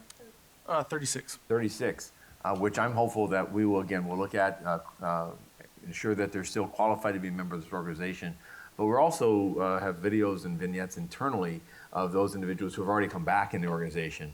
And we're actually asking, and they're volunteered to be peer mentors for those that are considering, because you can talk to a captain or some of those old folks that are generation gap, but we believe that those that have gone out and come back also can serve as important perspective. Thank you so much, Chief. Can I ask one more question? And I do think, given just the importance and the increase in the attrition issue, that it may be helpful to kind of break it down and understand from all of the folks leaving the department, what range of years of service have they done? Because then we can say, look, we're losing these many people to these types of incentives. That might just help provide some You have additional. that stat sheet, right? I mean, I've seen that. We have the sheet that says every single person that left, how long they've been here, what rank they had. Am I dreaming that?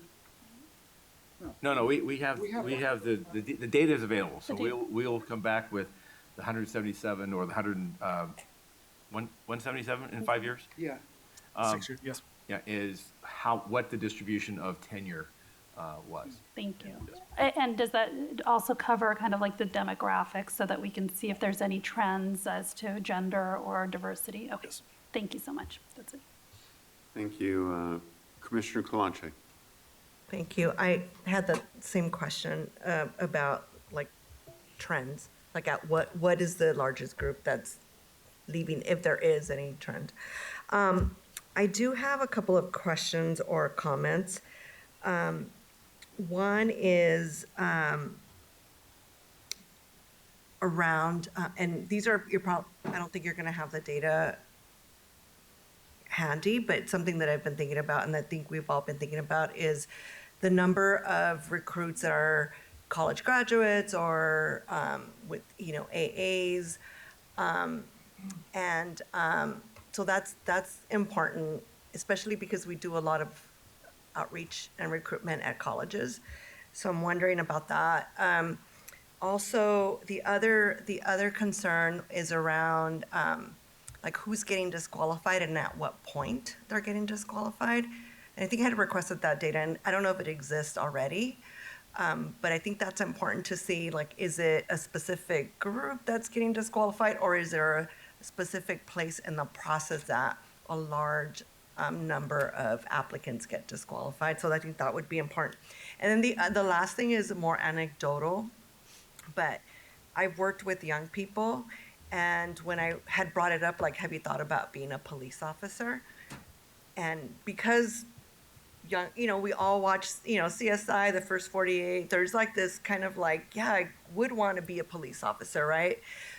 And the majority of these youth that are from like communities of color, they say, I don't want an investigator talking to my neighbors, letting them know that I'm applying to be a police officer. And that's something that we haven't been able to change for some reason, because I've asked about it since I got on the commission. Mm-hmm. I know a young person that applied, and the father was really upset because his neighbor found out through an investigator handing them an envelope that says your neighbor just applied for LAPD.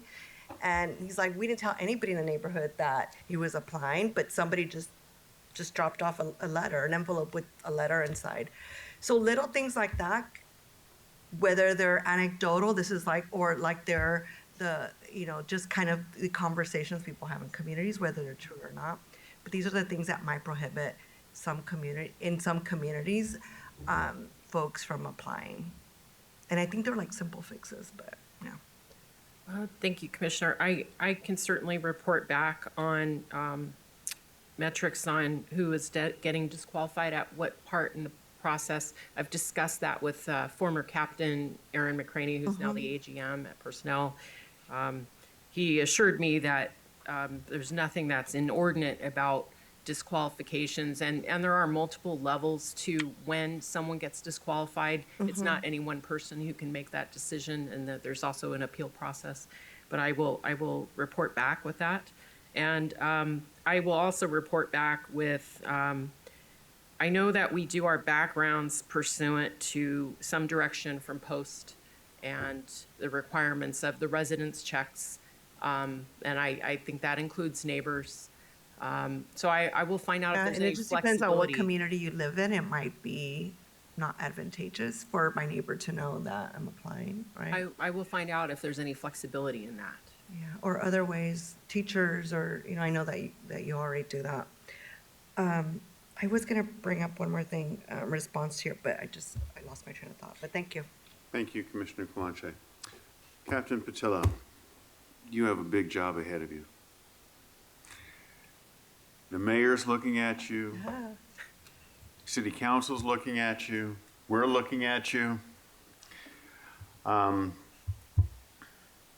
When I joined the commission, one of the challenges I understood that the department was facing at that time, because it was in 2020, was distrust from the community. Everybody at the time hated the police, and nobody wanted to be a part of the police, and everybody wanted to defund the police. We've gotten past some of that, although to hear 5 or 6 people that come in here in the morning, you'd never know that. But there are still challenges out there, because as I understand it, and I think Commissioner Southers touched on it, the young people today need to be reached differently. Their goals are different. Their aspirations are a bit different. Yes, we still have some who, as Commissioner Clanche pointed out, watch some of those TV shows that glamorize police work, and so some may have aspirations in that regard. And then others, have not necessarily looked at the profession necessarily as, is this a field that I can go into and provide for my family, which we get into the retention issue, because what LAPD pays compared to smaller agencies, but then again, we know that they have problems when they go to the smaller agencies in terms of their advancement and the things that they're able to do, and then they may want to come back to LAPD. So I understand you have challenges that you're faced with. The immediate challenge, though, that we, the city of Los Angeles, as I understand it, is faced with is to increase our ranks, because we've dropped within 9,200 officers, sworn officers right now, approximately. And that's dismal for our city. It really is. The numbers have to increase. And I know that that is going to take a huge effort on your part. So I want you to know from this commission that you have our full support. You have the support of the mayor. You now have the support of city council, at least the majority of them. So please do what it takes to get these numbers increased. There's going to be roadblocks. I think with Captain McCraney now, where he's located, some of those roadblocks will be cleared, which is a good thing. And if you see any additional roadblocks, do not hesitate to come to Commissioner Southers or myself. That is a directive. Yes. Because we want to make sure that we get the numbers that we need. Okay? Yes, Mr. President, I will. And I thank Chief Moore for appointing me to this position. It's a privilege to be challenged. And just to let you know, even though I'm older rather than younger, I do try to think. That's a benefit. We are trying to bend ourselves into a new way of thinking of recruiting. We have upcoming meetings on how to break into TikTok. We have the plans of engaging in a survey of types that may benefit multiple industries, not just policing, to see what breaks through to the young generation. Or does it take something else to happen before the young generation, the light goes on and says, I need a career now. So we're looking for those avenues. I realize that it's not the way when I came on in 1998 and there was a line around the building, and there was always a line around the building. Thank you, Captain. Appreciate it. I move that we approve the department's report as, oh, I was at the meeting that Commissioner Suthers was at, and I've been to a number of them before, and I'm pretty up to speed on this whole issue. There are people out there that want to be LAPD cops. They don't know it yet, and you just got to find them. So how do you do that? All the people that President Briggs talked about are supporting what you're doing now. You don't. There's not headwind. So I think that that's important. The most important thing I got out of the meeting is that what you've got to do is find these people and basically run a campaign to find them and recruit them. It's science now. It's sophisticated. There are algorithms. There are ways to do it. And we don't know. And luckily, there's a little bit of money from the foundation, and that's in different categories, and you'll be hiring different people. If you don't hire the right people, if you hire 3 right ones and 1 wrong one, 2 right and 2 wrong, it ain't gonna work.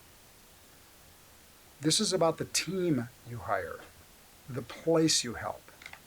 And one of the things we talked about in that meeting was will some of these private sector people help you review the applicants that you're looking at for the different teams for your money that you're going to be spending, to see if they know anything about them, to see if they are at the same level of the science of what you're what you're doing and what you're about to do. So I encourage you. You can have great players on your team and still come in 8th. Just look at a lot of basketball teams. But this money is like it's really an important time, and your team has to be synergistic. They have to be up to speed and into the future. And I would use some of these people. The chief knows we've talked about this. Commissioner Suthers was there as well. Get people to review the people you're thinking of hiring, so you don't waste any of that money. Yes, sir. thank you, Commissioner Soboroff. At this time, I move that we approve the department's report. Is there a second? Second. Motion been made and seconded. All in favor, say aye. Aye. Motion carries. Thank you, everyone. At this time, we're going to be in recess for closed session. The Board of Police Commissioners will now recess into closed session to discuss item numbers 5A1 and 5A2 in accordance with Government Code 54957.